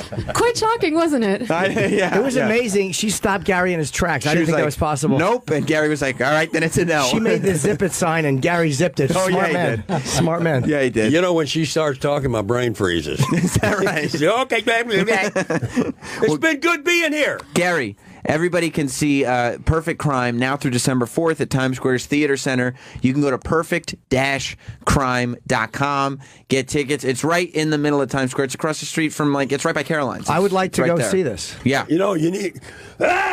You know, Right. you need to, because that was Smack running out the door with a burnt butt. Oh. You need to go see it because I'm here for 2 weeks. Right. See it immediately. Don't hesitate. It's going to sell out. He's only going to be here for 2 weeks. And who knows, maybe Smack will show up in the middle of the play. Yeah, I'll be there. Thank you, Gary Busey. Thank you. And we'll be back with more Jim Norton and Sam Roberts after this.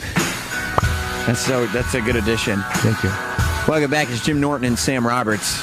That was very, very fun. Travis, did you enjoy Gary Busey? So much. I didn't know Jake Busey was coming with him. I had just no saw him. idea I was either. like, that's that motherfucker from that movie Identity. Yeah. And then I didn't know if it was his brother or his son. That's his son. It's his kid. We had a nice chat with Gary after, too. We didn't want to wrap him up, but they were saying he had other stuff. But he stayed for a few minutes and he had a great time. Yeah. He was really, really great. It was so funny. Spencer was a little worried that he was going to... I go, is he doing other shows after us? And he said, yeah. That's why he has to leave. But he goes, well, I mean, he's planning to. I don't know, because he was worried that Gary was going to walk out because he's heard that Gary has walked out on interviews because of politics. Right. He's a weird guy. You could see that guy finding a random reason to walk out of an interview. But, yeah, I mean, after when we were here, he gave us a big group hug. Yeah.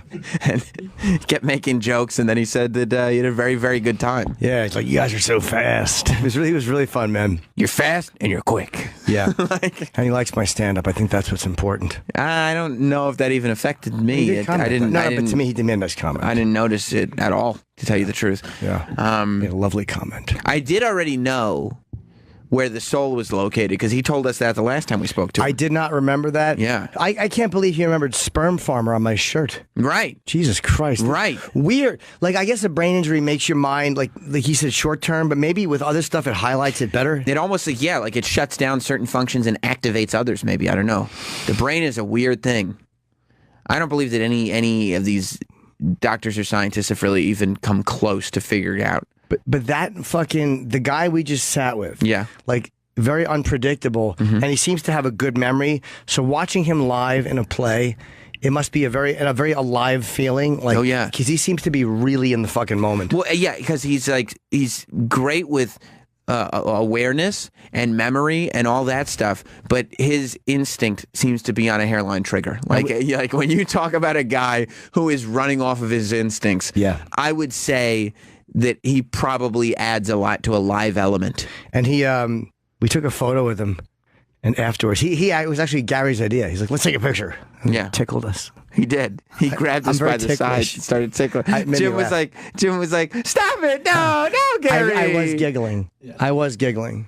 It was fun. I'm very ticklish. I'm glad we had him in. He did that years ago, too. I forgot. I totally forgot. Yeah. I met him years ago when I opened for Dice and Rascals in New Jersey and West Orange, and Gary Busey was at the show. I think he did it to his last time, because if I remember... Did he? I don't remember. The only other time he's been in here, he was doing the after show, and you stuck around. That's right. To do it with me. That's right. And we had fun with him then, but he talked about Trump. He talked about everything. You know, he was very good. Yeah, well, he was going to say something. His wife stopped him. I guess she's also got to make sure he doesn't totally sink the whole ship. Well, it seemed like he was going to say something that she said. Yes. And maybe like she's a big Hillary person or something, and she didn't need him announcing that to the world, and they have an awkward dinner at the White House or something. Maybe, yeah. Well, isn't that great, though? I believe that Donald Trump will invite Gary Busey to the White House for dinner. Just imagine, like, Gary Busey gets to sit down and have dinner with the president. That's fucking awesome. Yeah, they're friends. Like, that's hilarious. Everyone likes Gary Busey. He's the man. He's the man. I didn't bring up Carney, even though it's my favorite. I forgot he was in Straw Dogs. Jesus Christ, I forgot about that. By the way, people can see a bunch of the Gary Busey interview. Obviously, we're going to edit it and put it on the YouTube channel. Sure. But if you want to see quick highlights of it, and some of the stuff that happened during the break, right? Yes.